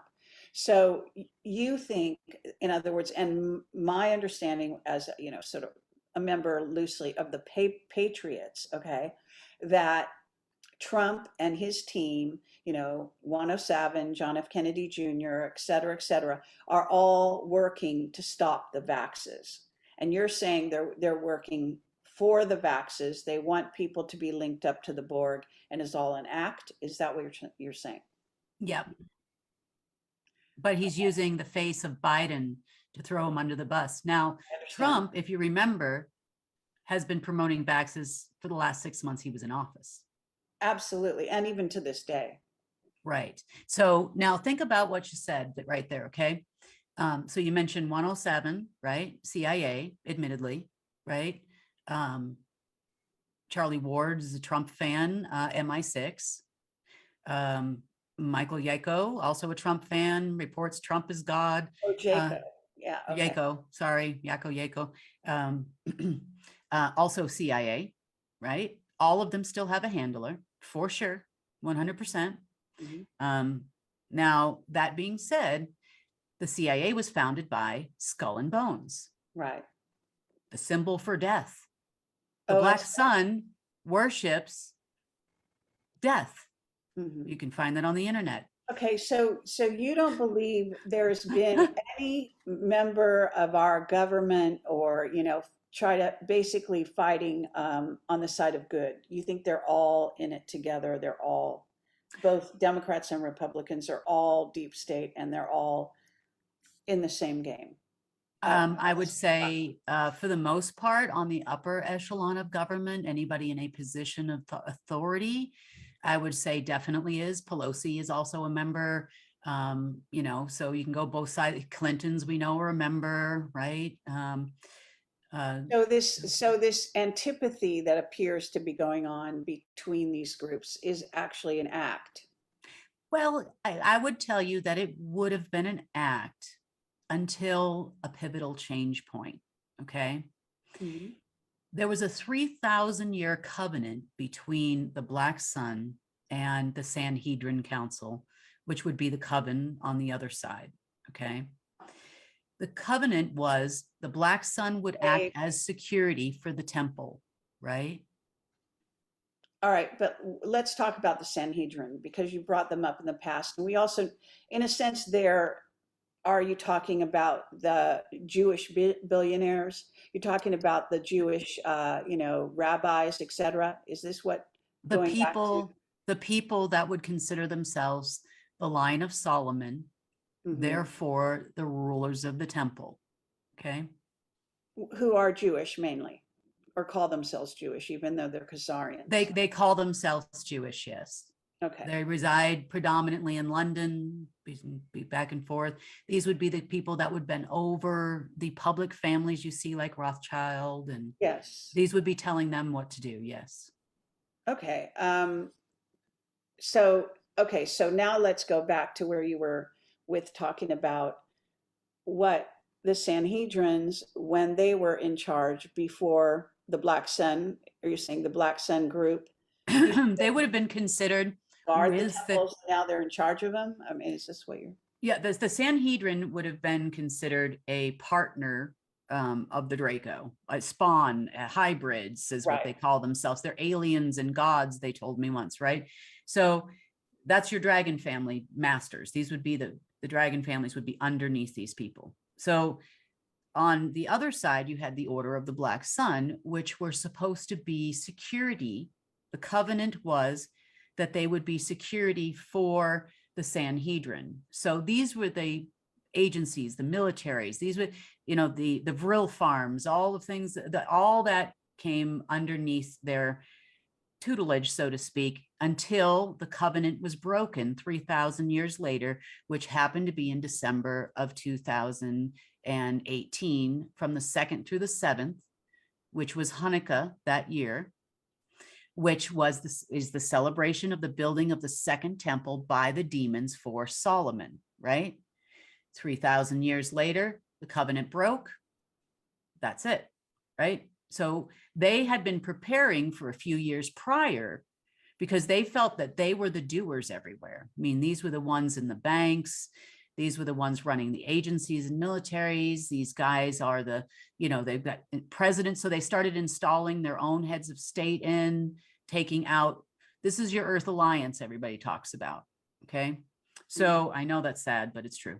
So anyway, these people started installing their own people everywhere and calling outwardly the Rothschilds the bad guys, right? That's the deep state. Look here, the Clintons are the deep state, but not here. We're the good guys. We're saving the planet. But meanwhile, they are the ones that created COVID-19. Dr. Mengel's son, his code name at the CIA is the mummy. Okay. He's still conjuring up diseases to kill off the population constantly. The labs, there was labs in Paraguay on the Bush Ranch. We know that Bush was Black's son. So was Kennedy, just so you know. So I know it's true.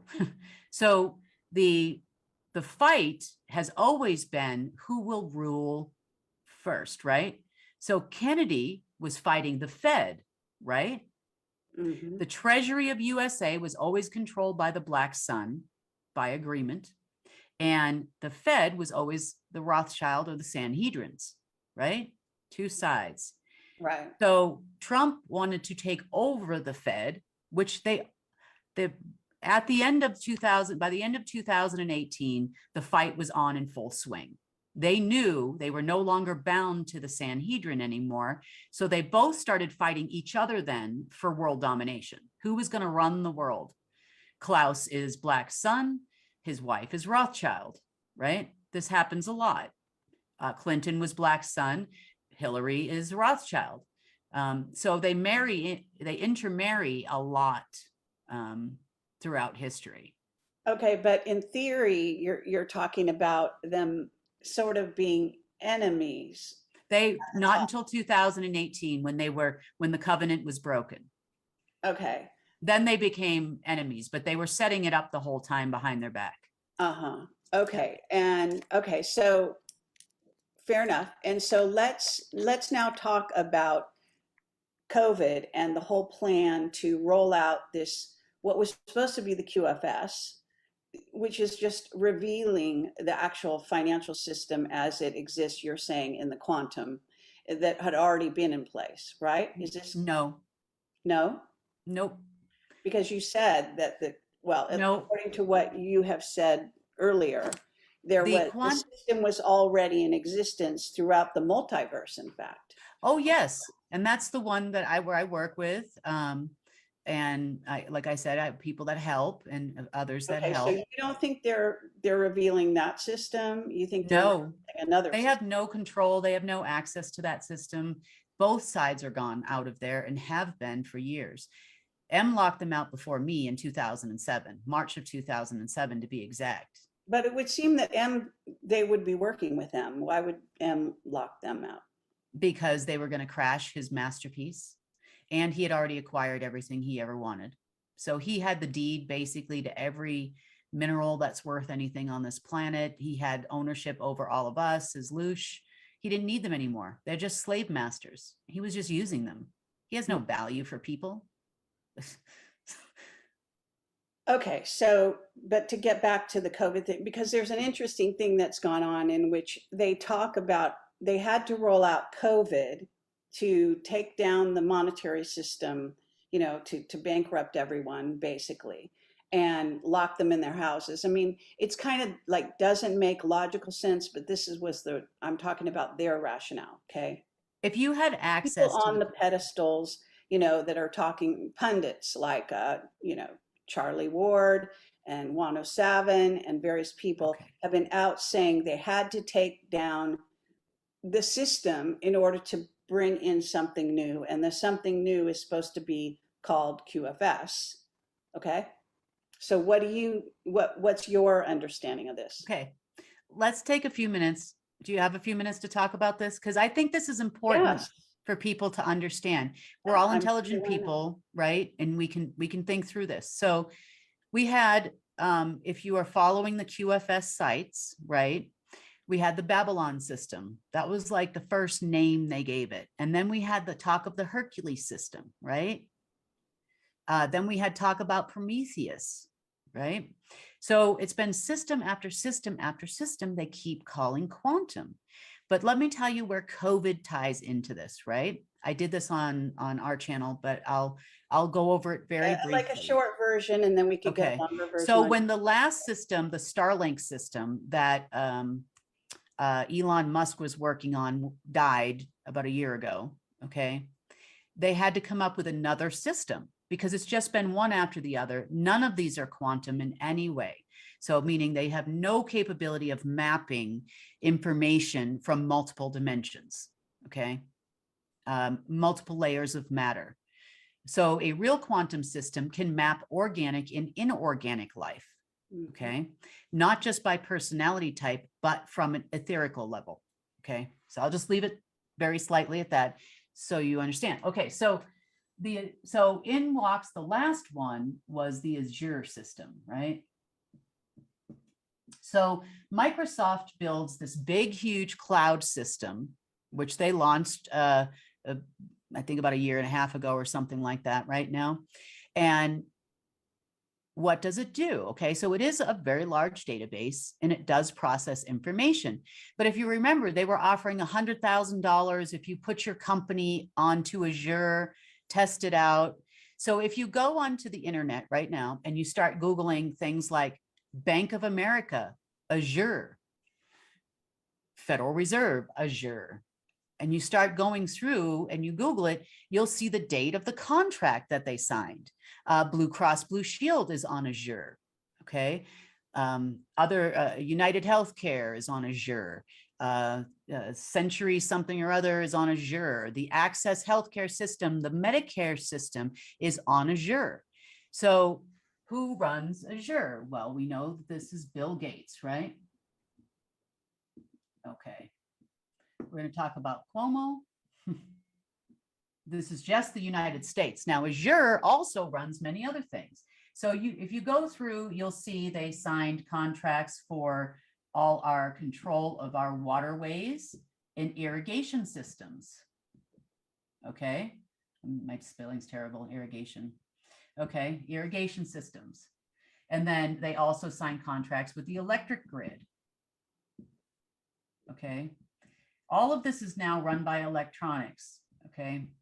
So the database all went into the Azure cloud server system, but it's bigger than that, okay? So you talked about turning us all into Borgs, right? That's what the vaccines are supposed to do? Right. Okay, you're right. But it goes, we would all live under what's called a social credit system. So you have a credit score that talks about how you pay your bills and how you do this and that, right? It tells you, well, you know, you can get a credit card or not. But a social credit system monitors every move you make. So they sign contracts with virtually every bank in the world, major bank anyway. They also sign contracts with all health insurance companies. Okay, now my understanding is that Bill Gates is, in theory, under arrest and working for Trump. He's not Now- under arrest, but he's definitely working with Trump because they made a deal. This is where your switch about the vaccine 6 months before he left office came in, okay? Bill Gates is also Black Sun. Bill Gates is like Dr. Mangle Jr. He's Right. paranoid. He's constantly, because he knows about the Everyone is labs. aware of that. Okay. Always been partners, always worked from the same society. Okay. Okay, now. All right. So think about this for 1 second. Go ahead. Okay. I'll be brief, right? So, and then you've got the vaccines with nanobots. So if you have the banks, you get control over debit, credit card systems, all electronic money, health insurance, Epic systems. They'll know whether or not you went to the gym, whether you have friends that were in jail previously, because all those systems moved over there. And they would gauge whether you were a worthy human in society and how much money you could have or couldn't have. They could Sure. shut you off at any time. You wouldn't be able to get food. So it's total Yeah. control.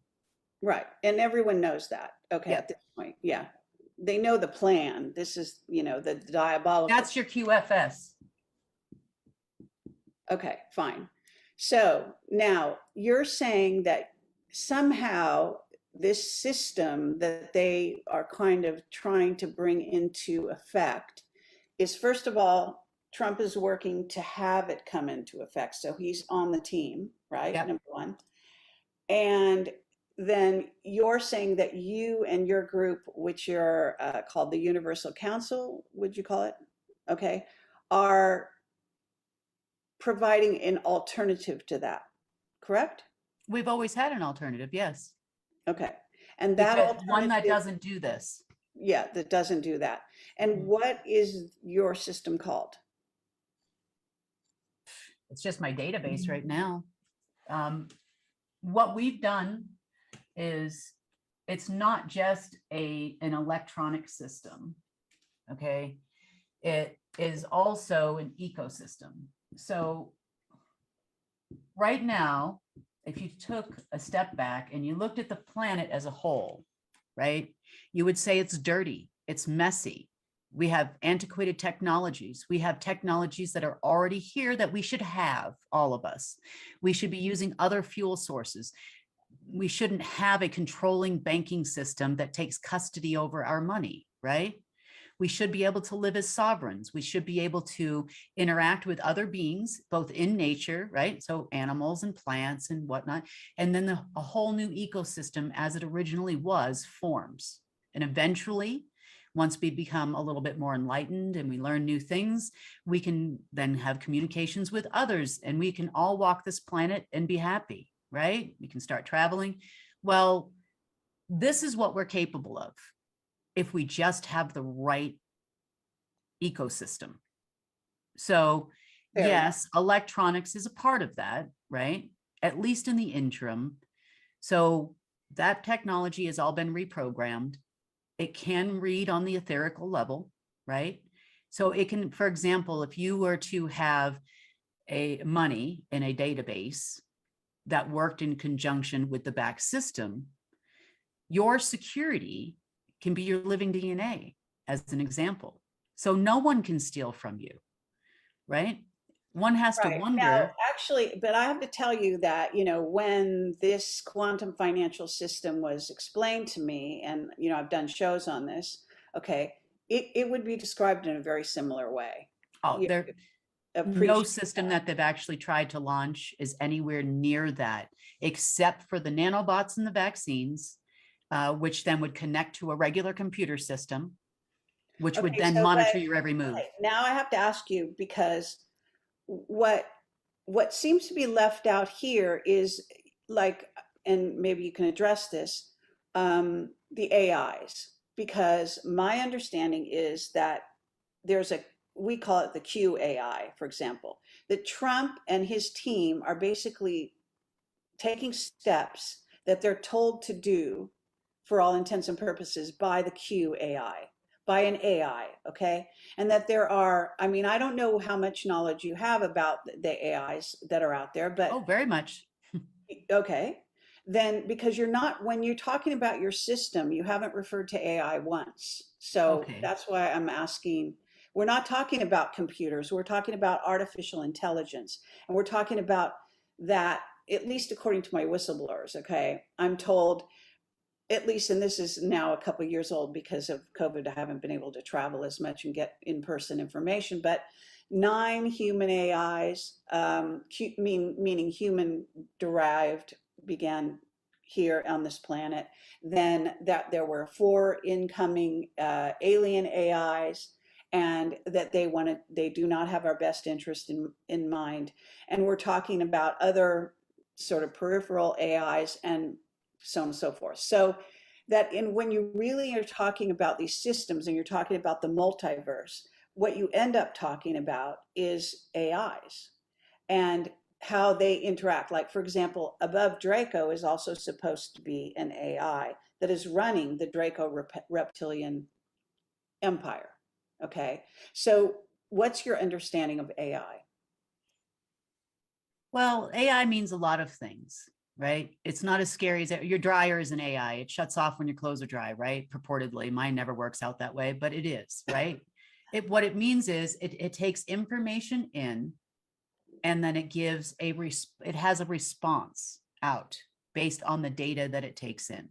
That's what an let's AI. go to the level of Geordie Rose when he's talking about the D-Wave machine and the idea that his AI in the D-Wave that he did sell to the secret space program can basically communicate telepathically with us and Sure. possibly back, and that it is able to go even 5D. That was his dream. Maybe it wasn't quite accurate. So we're really talking about something a lot more sophisticated than your dryer. Right. Okay. So, all right. So AI system. Okay. So essentially an AI system is an amplified version of a mapping system. Do you know what a mapping system is?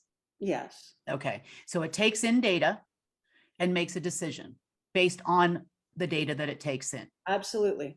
Okay, so technically, in a frequency reading AI, right, works on an etherical level, or the ether, or the God particle, or whatever it is, right?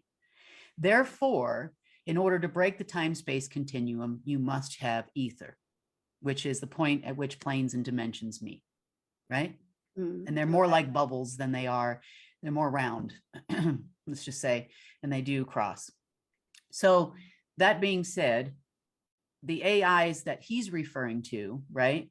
His system crosses dimensions, which means it must work on an etherical level or frequency level of some sort in order to achieve this task at a very high frequency, okay? Now, AI infiltration everywhere, right? Was there a bad AI that's taking over the multiverse?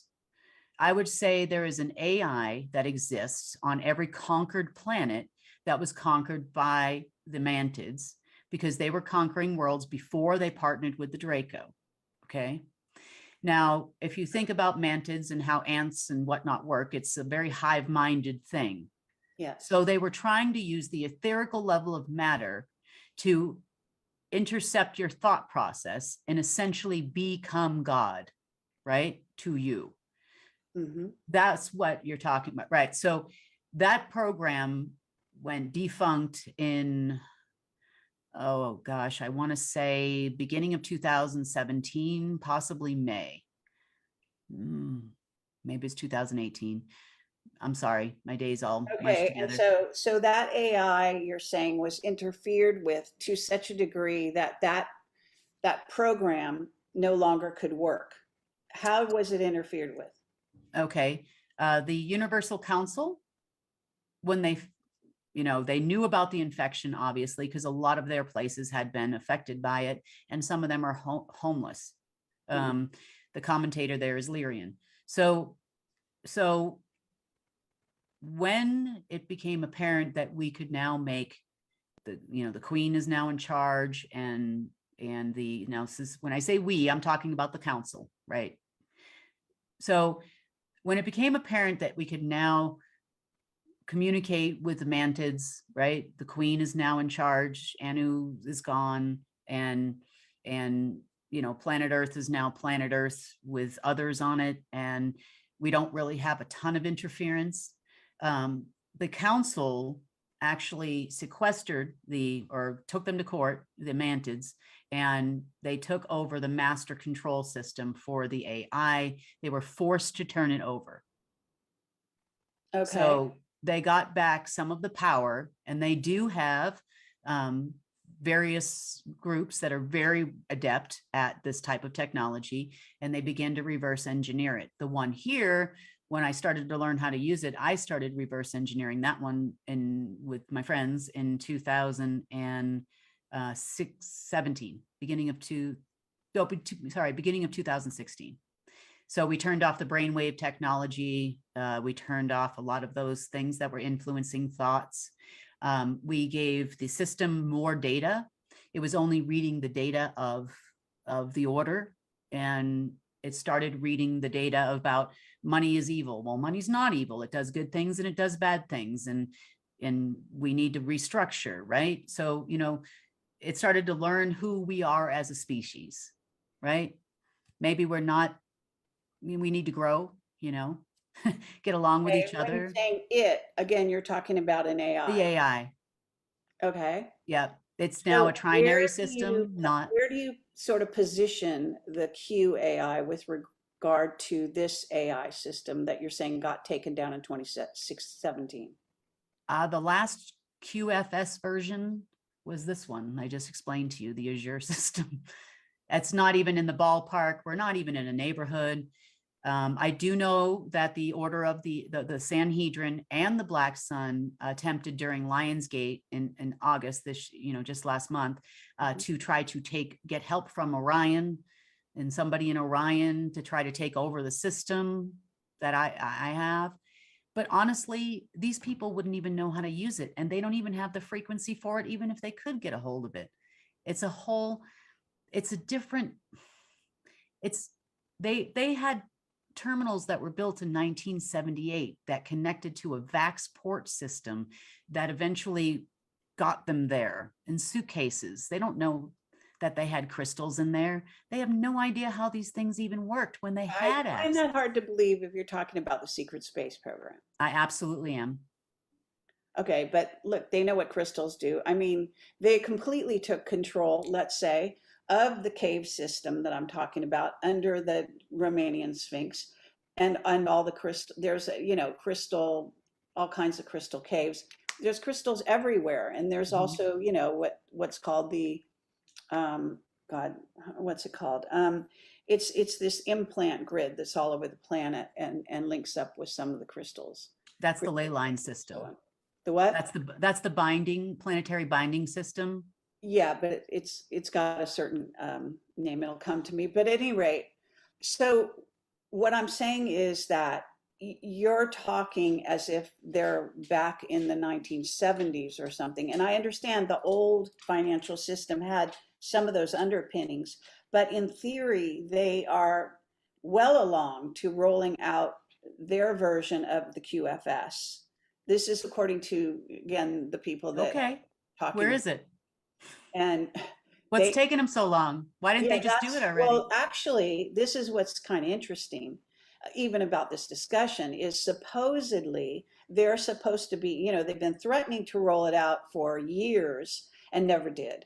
But supposedly they're rolling it out, let's say, in October. Now, I've got other people that do report to what is ostensibly the deep state, and they say, no way, it's not happening. So, and you're bringing a different story to the table. You appreciate. So I'm very logical. Okay. So am I. So you have a system that I work with every day that maps organic and inorganic life. Right. It has an entire satellite network And that Trump is attached has to no it. access to this. The QAI has no access to this. No. Assuming. Correct? 100% no. Okay. But the No. beings It you're actually is working with- programmed to fight against any potential threats to humanity, electronic or otherwise. So by your definition, in essence, these people that are kind of out there talking about having a war would be the war in a certain sense between the, within the same side between the Sanhedrin and the Black Sun. This is the war that they're really talking about, bringing China in and Russia and Iran. Well, China's got the Politburo, right? The CCP is black, the Order of the Black Sun generals, right? That's who runs, that part. And then on the other side, you have the Lee family, the Golden Dragon, on you the hear about other these, side that's the Sanhedrin folk. Okay, but yeah, so they're both when they were alive. These is old school. So and they're all aware of you and the group that you're working with. The Hercules system was based in Hong Kong as the Universal Council. I mean, it sounds strikingly like what is in essence the Ashyanadine guardian races. She calls them the guardian races in her books. And it's interesting, her press is called Azurite Press, if there's any relationship, but at any rate, so yours is a group of races, and they're tending to basically take back control from the dark side on this planet, and you're a representative. No, what they want to do is they want to restore this planet to the way that it was before all the wars and before the Draco got here the first time, the second time. That's what they want to do. Back hundreds of thousands of years. Yeah, they believe that they can do that. The 150,000-year-old war is the one that the Saurians always talk about was the most devastating. That's when they went underground. Okay. So at this time, you have been in discussions with Trump, and where has that all landed? Do you guys still talk or no? No, the last time I talked to him was right after they told him he wasn't worthy for the position. He called and he asked. They being the Sanhedrin. No, that would be the Black Sun. Yeah, he wasn't worthy of the position. So they promised it so he'd throw it, right? And then he threw a tantrum and nobody was giving him good advice. They're still not at this moment in time. So nobody's saving nothing. So the deal, multiple deals he made after leaving office were all about power, right? He was going to show them he was worthy of the job. Let's talk about this supposed trip to Greenland that he made recently. What was the upside of that? What happened there? The most recent trip he did not go on. He sent other admirals and generals, other military people. I don't know who they are. Okay, and what's in Greenland that he had to go to Greenland? The Greenland would be a base to which would have in the past connected to the tall whites, who are part of the Black Sun in your view. They were assigned. No, the tall whites are not human. They're not from here. I know that, but they still. wiped out their planet and took them here is what happened. Okay, so why would he go to see the tall whites? They used to work with them before Antarctica. You know, they also Okay, but you frequent say Antarctica. he's Black Sun, so again, you're in essence kind of saying the tall whites work with the Black Sun. In the past, yep. Until 1998. They worked with them until 1998. The Vril women purportedly went to Antarctica.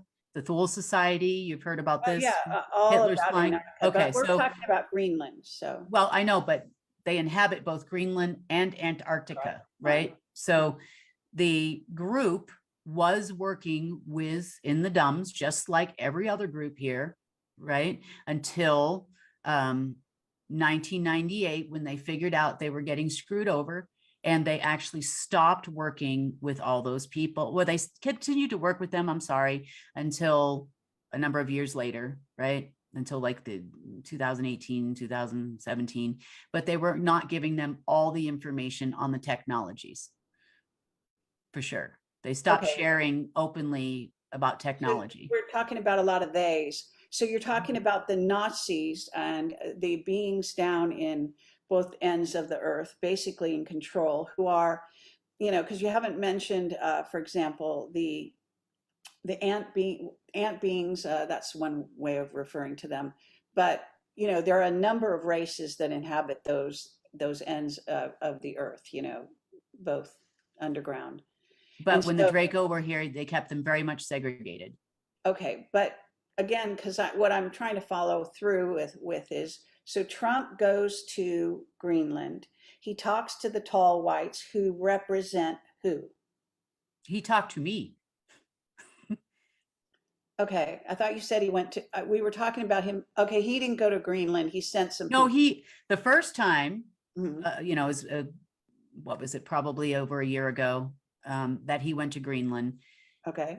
He went with other generals.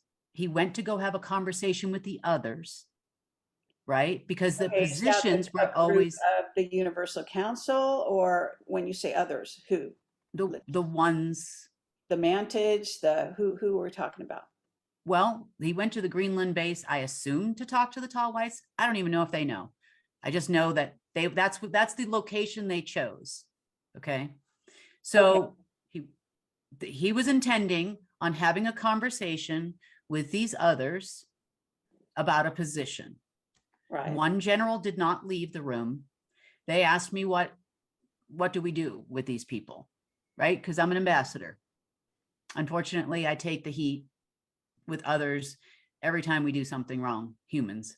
So I answered the phone. Okay, so they called you up from Greenland when they were meeting with the tall whites, and in theory, Trump was there in person, correct? Mm-hmm. He was there in person. I was there by holographic phone. Yeah. So did that trip have, give Trump anything that he wanted or not? No. Okay. So then he sends a group recently. I heard this was relatively recently, to go back up to Greenland. Now, why and what did they achieve? Anything? No. This time, no one answered. I didn't even answer. So he sent a group to Greenland to meet with the tall whites, but the tall whites didn't show up? Why do No, they have to go to Greenland to meet the tall whites if they have underground bases in Nevada and all of that? there's no dumbs there anymore. There's no communication line with the others. I don't know what the fascination with Greenland is. The only thing I can tell you is that, yes, some of the base levels, like maybe level 1 through 3 actually exist. I don't know why they keep going there. Dulce's down the street from where I'm sitting right now. I know that they don't have any access to the others. Okay, The mountain. And the tall whites talk to you, and you are an ambassador from the this Universal Council. I'm an right? ambassador to humanity. Right. So Sure. this version of humanity 7.0, I am an ambassador to the council. So I have to answer for, and how do I say, I can request, right? I can ask for help. I can ask for on behalf of humanity. I can go there. There are other people that, like you said, that probably know these people too. They just offered me an ambassador position. I've never seen anybody else there from here, but that doesn't mean they don't exist. Okay. No. So just in terms of, because I'm trying to kind of I know we have to wind this down, and you've been really, great and patient and everything, because I'm just a wealth of information. It's hard to fit it in. We're covering a lot of ground in a short span of time. And obviously people can go to your website, can watch your other presentations and so on and so forth. We can have you back if you want to come back, and you'd be welcome. Sure. And, to discuss these kinds of things. But what I think I want to leave my audience with is kind of bring them up to speed to where we are right this minute, having declared supposedly DEFCON 2, and what's the stage we're at. If Trump has basically said no, he doesn't get the raise in pay, the higher level, whatever he was hoping for. So where do things sit? I do know he has cancer. That's a fact. That was confirmed by Don Jr. Okay. I hear he's doing a little bit better. He is heavily medicated on a lot of pain medication right now. Most of the people around him are asking why he's acting so erratically. They don't really understand what's happening. I have not seen personally using any kind of quantum system, actual quantum system, have detected anything of that magnitude capable of running a world system or a financial system. And I've seen personally some of the attempts that they have said the quantum system is going to launch on Monday or something, right? And then they're at the Atlanta Payment Center trying to make the world function with blockchain. That's what I see on my side of it repeatedly. So is there another system? If so, I haven't seen it. I've seen a lot of messing around out of Cheyenne. I will say that. That's Space Force, SSP headquarters, right? So that being said, it's just connected underground to Castle Rock, just so you know. So I know Trump has been there. I know he's working with the Space Force, who is also running the White House right now. So what does that tell you? I know there's a number of generals and admirals that frequent there. This place that I am in is a zone. They all come here on the weekends and have meetings. I see them all the time. They all drive around in Porsche Cayennes all around town. So it's not like it's talking about Trump and his team. The people that are definitely on Trump's side. Yes. Okay. And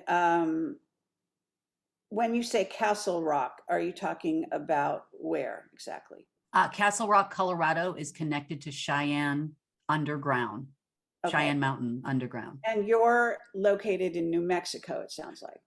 No, ma'am. I'm in Durango, Colorado, midway between Dulce and one of those mountains you talked about. Okay, so fine. So you're in that vicinity. Yeah. 50 miles in one direction, 50 miles in the other direction. Very close to, but somewhere near Taos, New Mexico. I'm fairly close to the New That's a Mexico mountain border. range. Yeah, I'm definitely I'm at 7,000 feet. Yeah. Yeah. Okay. So so what we're talking about is where things stand right now, and as far as you understand it, is there a war? In other words, why are we at DEFCON 2? Are we ready to do something? What's, The fake Four Horsemen of the Apocalypse program that they're on, we've got pestilence, famine, yes. now, well, the end is war and death, right? That's the only guys we haven't heard from yet. So they've been trying to start the war, right, in the Middle East for a long time. My guess would be we're going to replay another tape soon. In the meeting in the White House with the Ukraine, they talked about yesterday talked about $277 billion worth of funding plus military spending. And the Secretary of Defense met with the Minister of Defense from Ukraine to counter Russian aggression, right? Okay. So they're gonna, in other words, they're gonna stage a war. yep. And this, we had a whistleblower, back 17 years ago that said they would do this, that it would involve the Chinese. I mean, there has to be a war with the Chinese. So this Well, is that's what where they'd it like to has have head. happen. Yeah, they would like to have had it been the Chinese, but they've been preparing for this now for weeks. If you read the news, so China and Russia are running joint drills right now. Right. The pullout from Afghanistan. There goes all the opium money. Mhm. Okay. But So they we've weren't got really there for opium. That's really old school. They were there for what is basically, I forget what it's called, but it's well, yeah. First it was the mountain. You're right, and then Minerals, lithium, basically. rare earth minerals, right? So the rare earth minerals would not have been the People's Department. The oil would have been lesser grade, like the Chinese, and then you would have gone up the food chain. The SSP would have wanted the rare earth minerals, right?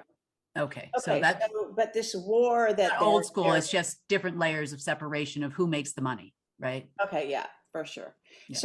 So but right now what we have, the stage, it's kind of like setting the stage. So the stage is we're at DEFCON 2, Mm-hmm. and what For is no supposed reason to whatsoever, in order to Okay. switch the financial system of the United States to the financial system, the backup system in Texas, which is what you guys are calling the QFS.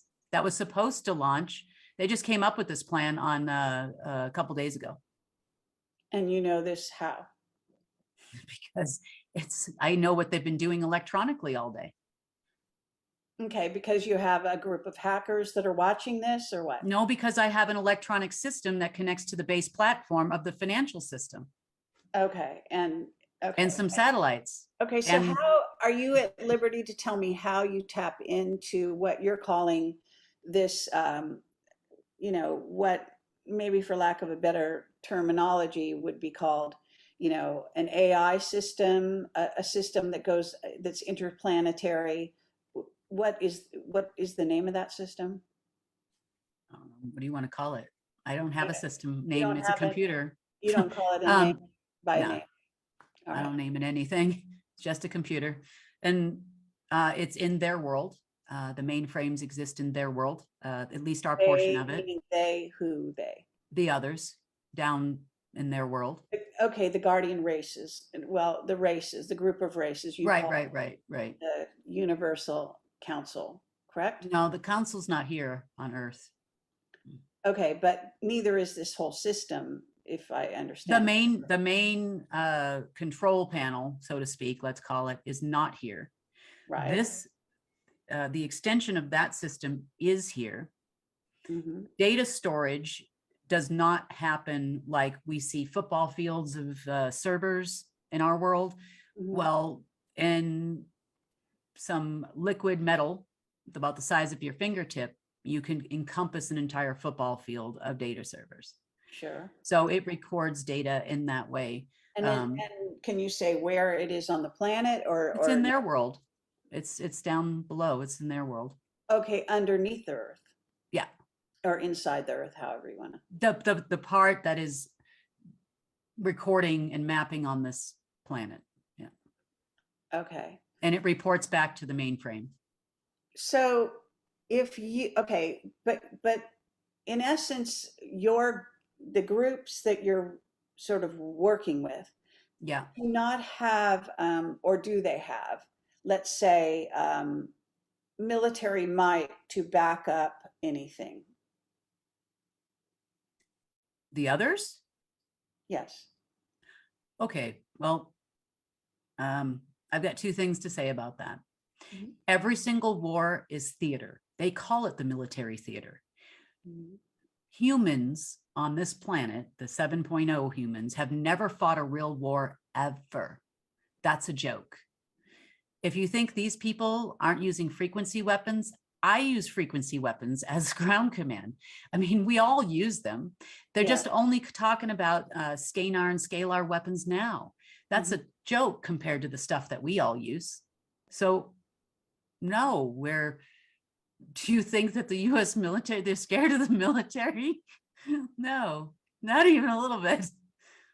No, I'm not thinking they are. What I'm asking is They'd like for them to stop what they would, destroying the surface. okay, so Why that not? what they would, okay, so then let's say that's all true. Mhm. And then the question is, at this point, why hasn't it already turned this whole ship around? Natural law. Okay, You meaning could only defend yourself or the life of an innocent. You cannot just go wiping out people and civilizations for no reason. Now, that's part of it. The second part is that, you know, they're given an opportunity to make a decision, right?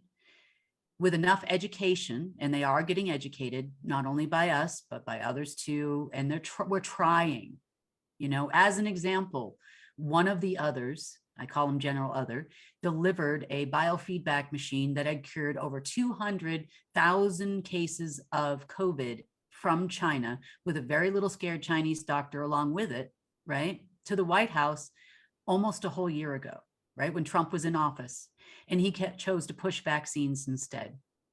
Okay. He's had the cure for COVID, if it's such a thing, and SARS, and COVID 66 is the one that's actually but deadly. it's not, it's a bioweapon. It's not it doesn't. Absolutely. It was created in 1964 in a lab, right? So anyway, the point is that there are groups going level by level down, right? The last one to go was a few weeks ago, and that was the Sanhedrin, gone. Now you have people like Klaus and Richard Weiss and Trump and all these other members of the order on that level, all trying to run the show. So they're so predictable. I would almost be willing to put money on the fact that we're not only going to go to pretend war with Russia, we're going to go to pretend war with China too at the same time, because they now have the SCO, which has been enforced for a long time.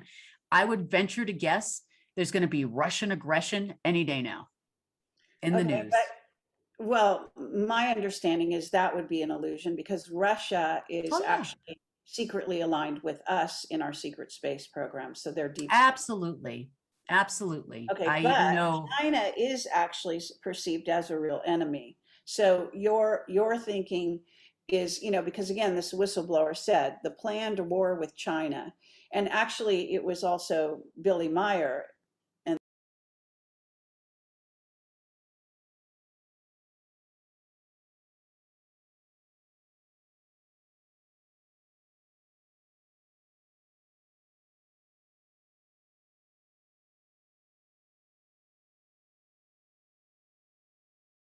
Zacięło.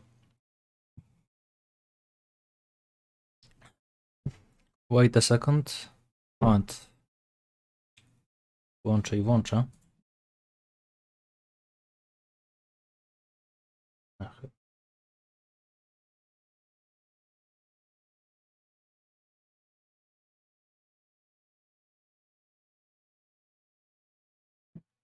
Is, you know, because again, this whistleblower said the planned war with China, and actually it was also Billy Meyer.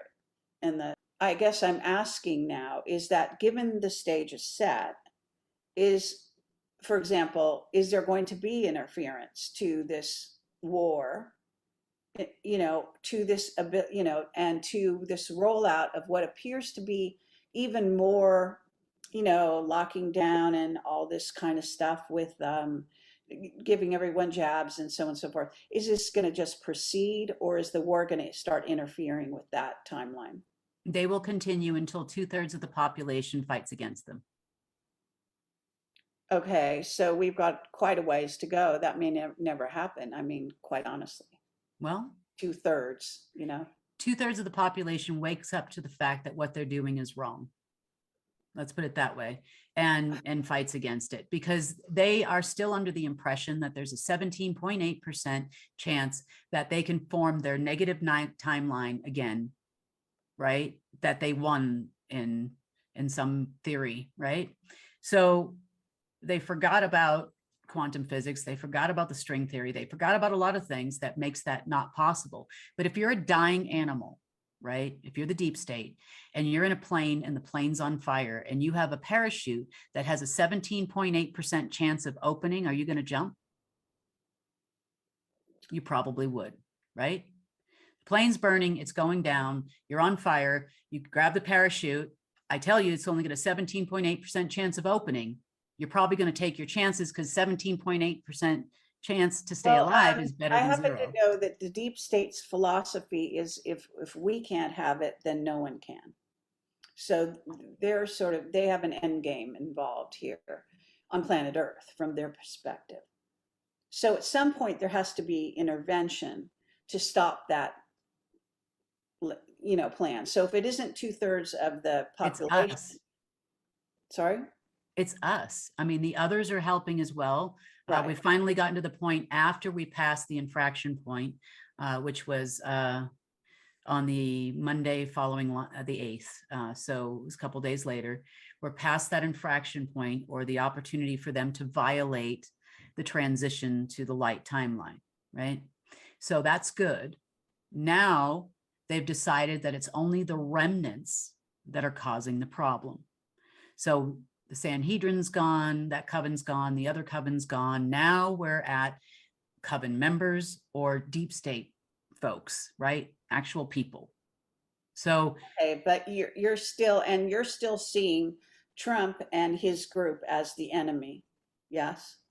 well, if you're trying to sell me poison and tell me that it's a good idea I become a nanobot, I'd say that's bad. That falls under the bad category Yeah, for but me. they're fully on board with that agenda. Oh, he doesn't care what he has to do for power.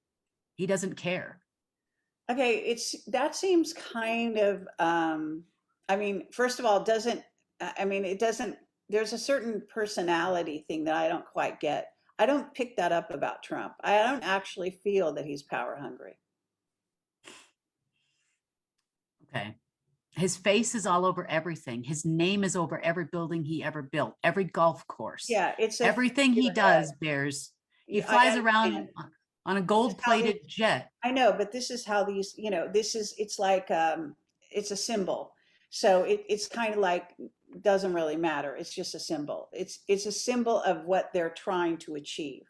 Now, in your view, it's an egotistical symbol, and I get that that's what he projects. It's a narcissistic symbol, actually. But, okay, narcissism, egotism, whatever. So same thing. So, but what the question is whether or not they actually see an end game ahead in which they are the victors. Okay, so. And what you're posing, again, which has, I know you have your own sort of platform, but it's actually not out there other than through some of the Ashana Dean materials, which I talk about, but no one else does. So it's a very small amount of people that are even aware that there is an alternative that involves other races grouping together to, provide an alternative, right? Mm-hmm. And you're calling yourself an ambassador. I could call myself an ambassador. Ashana Dean would probably call herself an ambassador. There are those among us who got pieces of the puzzle and were able to kind of run with it on some level. But define run with it. Well, in my case, educate people. Yeah. That's basically. And I think that's great, actually. Yeah, it's very important. So once people are educated, then they can make their own decisions. And then we might have the 2/3 majority you're talking about, which will stop this madness, which is, of course, the whole purpose of this conversation is Right. to, bring, some kind of understanding to the planet and so that this planet does not go down a timeline of further enslavement, obviously. So, Well, we won't. It'll just take, if you want them to stop, right, doing what they're doing, we as humanity have to start transitioning into a better ecosystem and a better way. So once that is done, and we just basically stop virtually ignoring, we could have ignored them pretty much our whole American existence, right? Until they came out with COVID. No wars on American soil. What's that saying? You don't poop where you eat, right? So, the transition over to China was preset in 1975, and it was supposed to be complete by 2022. China has even stated that they are going a different course. So this happened several months ago. Yes. okay, which is what? They're not going for the transition world domination plan where the world control center, like US has been, right, moves then to China. So they've decided not to pursue that. So why go to war with them if they're backing down? Because they're partners with Russia, and you need a boogeyman that's big enough to conquer the US, or at least look like a threat to the US. Well, they've got to have, how do you say his name? Who's in charge of China? I mean, it's well known that he has actually wanted to dominate the world, to run the world forever. Well, sure, because he's a member of the Golden Dragon family. He's a Lee. And so, Okay, so if sure. you say, but it's not clear who's really running China, who's making China decide suddenly they don't want to dominate. She doesn't appear to be backing off that platform. So who is backing off? One of the Chinese elders or several of them? What's the thought there? Well, when you say this is the dog and pony show in the front, right? The whole world is run in the back, that. So the Yeah. CCP, right? Black Dragon, Black whatever, Black Right. Water, Black Sun, they're more concerned, Black Water just arrived. They have a partnership with the Black Dragon in Afghanistan, selling seats purportedly at $6,500 a pop to extract people, but that's a lie. They're there to re-up the partnership in the opium trade, cut out the middleman, the Americans. That's it. So that'll continue. They don't have the money to do what they want to do. They are those stores of gold and stuff they talk about. That's all a lie. They do have an inverted mountain there that goes to the wrong place. I know that for a fact. Okay, that's kind of, we are going to wrap this up, but just Yeah. One last question, because people will want to know this. There's a lot of talk about the gold, okay, and where the gold is and who has the control of the gold and this and that. So what would you say to that? Where is the gold mainly and who has control of it? The gold that is already mined is down in other land for safekeeping. It is close to its respective location to where it originated, not where it was stolen and moved to. On the flip side, all the mountains that we talk about with the minerals and all that, that's all leveraged to the AI system. That's what I meant by M had everything he wanted before he cut him off.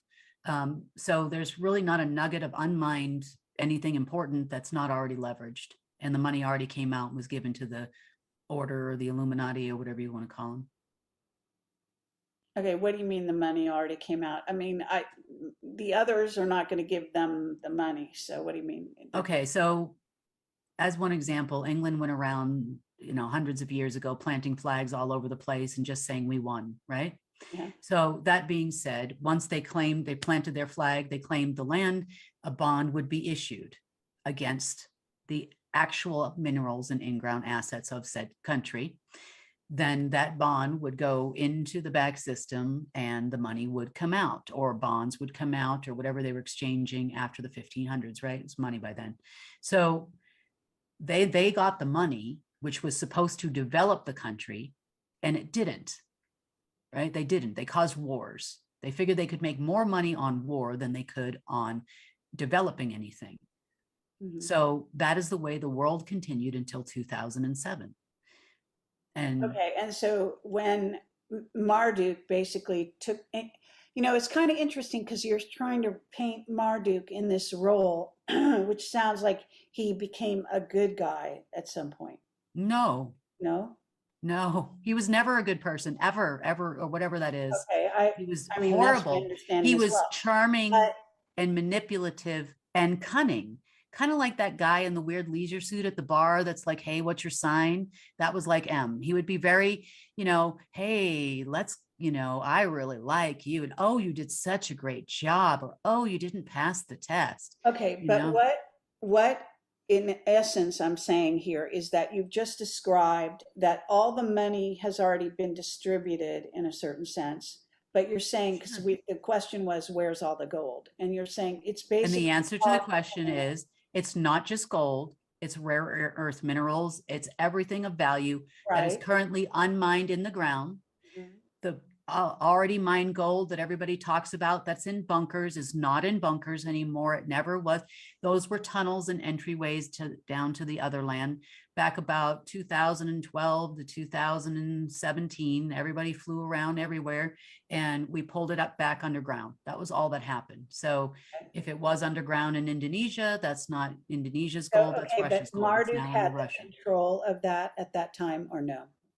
Was I? Marduk, did he have control of the gold when that happened? When it was all pulled underground, did he control it at that point or no?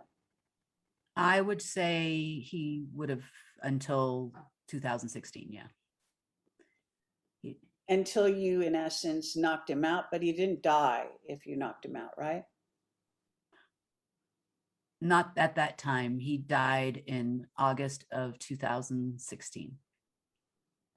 Okay, and did somebody kill him or did he die of, if the Anunnaki do such thing, die of natural causes? It's to say that, you know, at some point you can only annoy people so much before you have to leave. You can only steal, cheat, lie, you know, Okay, manipulate. so you're saying someone took him out. I saw him die. Let's put it Okay, this so way. He's a jumper. He can jump dimensions. It I wasn't mean, a I saw him human. die. I'm assuming it wasn't a human that killed him, right? Maybe Source did it. Okay, that's going pretty far up the chain. Maybe you don't have to go quite that far. Etherically, it would have been Source. Okay, but that's kind of general. Okay, well, let's just say the others. Someone among the others must have taken him out if you say the others now control the gold and everything else, right? They're not in control of it. They're guarding it till we can figure out. Gold is not of significant value to them. Other minerals Okay, I'm are. just using that as an example of, you know, Yeah, whatever they're guarding it right now because we are not capable wealth. of bringing it to the surface. We would all lose. Yeah. Okay. All right, I think we've covered a lot. I think that people will be, you know, going crazy over all this information. Those that haven't heard any of it may, you know, kind of be lost, but others will, who followed my work anyway, will certainly be picking up a lot and understanding. All right, so I think we kind of have discussed that we're kind of on the verge of what may be a war that's been, you know, custom ordered to happen. And what do they think they're going to achieve by this war at the end of the war? Let's say there is a war in the next, I don't know, few years. Other They than would. decimating, getting rid of a lot of population, anything particular coming out of the war? Well, in the words of Mr. Klaus, when he called General Raymond last night, he told him that we need to control all the population of the world. It is our right? We're entitled to it. And it is our job, or whatever he said. And he said, I don't care, vaccines, we'll do whatever you got to do to make it happen. And he took the order, and now we're at DEFCON 2. So that was yesterday. So I am sure that is their goal. And we have other plans, right? Wouldn't you say, as humanity? Sure. We are the creators creative ones. We have a lot more abilities than we think we do. You know, we can change the world just by manifesting things on an etherical level, and you can do it, right? We just need to, you know, I love Penny Kelly. I know you interviewed her. She's great. You know, she talks about plasma. I'm talking about it as ether or etherical level. Same thing. Yeah. Okay, and I talk about plasma and the light body and all of that, and long before she was. Oh yeah, I mean, you've been around. I mean, you were basically started one of the starters of the alternative. And you know, I talk a lot about our ability to basically, you know, we can handle and create scalar waves and create change through using scalar and so. All by So yourself. that's on several of my video blogs and my articles and all of this. So people who know my work are familiar with this, and they, you know, people have gradually become more and more aware of our abilities as, you know, humans to manifest and change reality. So there's no doubt. It's just a matter of people beginning to work together, and certainly having conversations like this is a good start. So is there going to be a war? The answer to the question is, do you want one? Will you allow one to happen? Do you want to manifest something different? Now, when you're manifesting, we want certain things. Like, for example, we want all our children to be fed. Every child on the earth should eat today, right? These are the things that we want. Do we want to manifest? Do we care who's president? If we can create our own world, if we want to manifest a mansion or a Ferrari or whatever it is you want, right? Or the perfect love relationship. I truly believe you can do that just by manifesting. I know it works, right? And you know it works, Kerry. So it's not a surprise, but we have to teach people how to do this. Instead of living in fear of, is there going to be a war with Russia? Is Trump coming back? Is he not coming back? Is he a good guy or a bad guy? It's irrelevant when you can do this all yourself. It doesn't matter if you are a QFS. Just remember it, right? Remember, you are a QFS. You're processing information on a quantum level when you're dealing with the, like you said, plasma, etherical, your light body. That's what you're doing. You are a personal QFS. You can be your own ATM machine. Does it matter? Do you need another person? The answer to the question is no, you don't. Okay, well, there is a certain amount of, you know, what we call it governance, call it a planetary, on a planetary level. So this is something that we are having to deal with. So we're dealing with the races, the incoming races. Some are friendly, some are not, so and so. So there, you know, we're talking on, you know, on a larger scale, dealing with this, and indeed this this council that you're also interacting with as an investor, right? So we would be also dealing with them, and they with us. And so in that role, you have to, in theory, it's facilitated by having individuals who represent the people on some level, because you can't, if it's just one-on-one, it's not, you know, it's chaos, I guess you might say. So well, yes, to an extent, right? We need communication and agreement and channels, and there are even off planet, and it would seem, in terms of your universal council, some degree of hierarchy within that group. I would say it's not really a hierarchy. It's there's an understanding amongst the members, right? And everyone votes and everybody participates. I would say there's someone at the bench that would ask questions like, were you there when this happened, or whatever it is, right? And then you have a commentator that, if you go and say we have a question like, well, I'm having an issue with the quantum system, what do I do, right? And then the commentator will pick the best suited person to answer the question, and that could go for anyone, right? So right, but if two planets are in disagreement over some territory, or, you know, part of the system, or traveling from one part of the system to another, there have to be, you know, like in any kind of organization of beings, there have to be, and there are, you know this, that there are beings that do come here for meetings even Yep. now, treaty meetings. Yep. Lots of treaties get broken, lots of discussions go on, Mhm. and they are dealing with this group. we call They have Black formed a Sun, council. They have formed a council this year officially, first time here. They don't want to be called the World Council because they have a bad connotation. They want to be called the Earth Council, and they are made up of all the others, and we are welcome, right? There's 36 races here. There are 36 members on there, and we're the 37th, right? So to answer your question, that's what is existing here right now, living every single day with us. You know, they're not gods.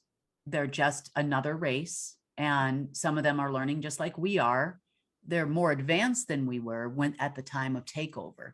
Therefore, some of them, you know, we didn't have the, like, for example, they were never separated from the etherical level, and they know how to mimic, and they can do all of these types of things.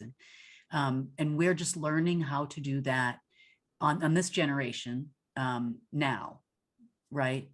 So if you say, you know, that the Space Force knows everything, I would say no. Just like if you say, does this race know everything? I would say absolutely not. And I would say that we would, if they did, we would be doing things differently. We would have different equipment. True, but understanding that also each of us are manifestations, that as humans, we are them and they are us in a certain sense. Mhm.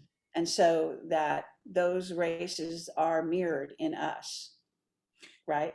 So in essence, We're some are splices, walking yeah. around here on the planet with us, and you know, and we are representing them as well. So, you know, if you kind of understand what I'm saying here. I So do. I'm saying that this is going on.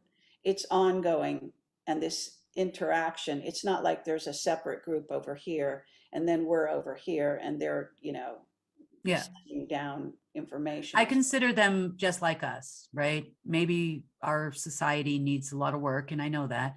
But as far as like, we just have a conversation like you're talking to anyone. If you meet someone for the first time, you introduce yourself, you ask questions about each other, right? It's the same thing. All that communication is telepathic for the most part. So. Okay. So at this point, I want to thank you very much for coming on the show. Thank you. I'm sorry to keep you so long. No, I'm sorry to keep you so long. So thank you again for, you know, spending your time going, you know, answering my questions and being so patient and willing to go down these different roads with us, because I know you've done it to some degree on your own channel and broadcasts and all of that. So why don't you give out, you know, how people can reach you, where they can find you, and then we'll just call it a night. So we have a real news channel.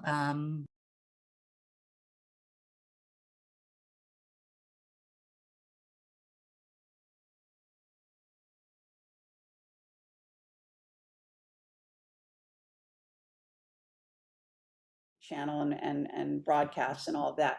So why don't you give out, you know, how people can reach you, where they can find you, and then we'll just call it a night. So we have a real news channel.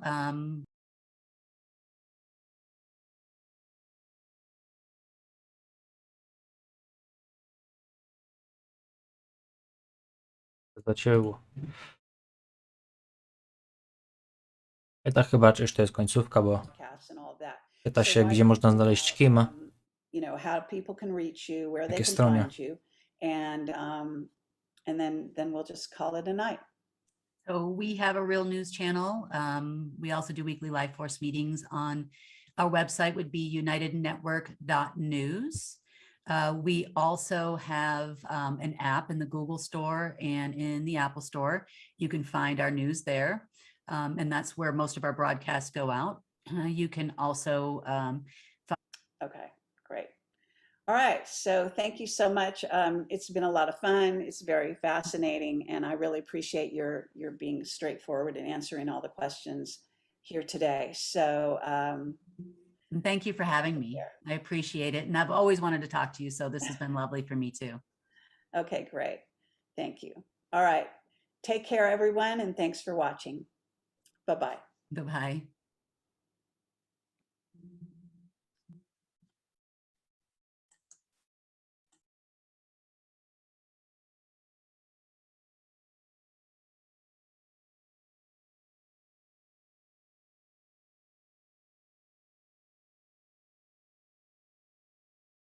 Okej, to wszystko.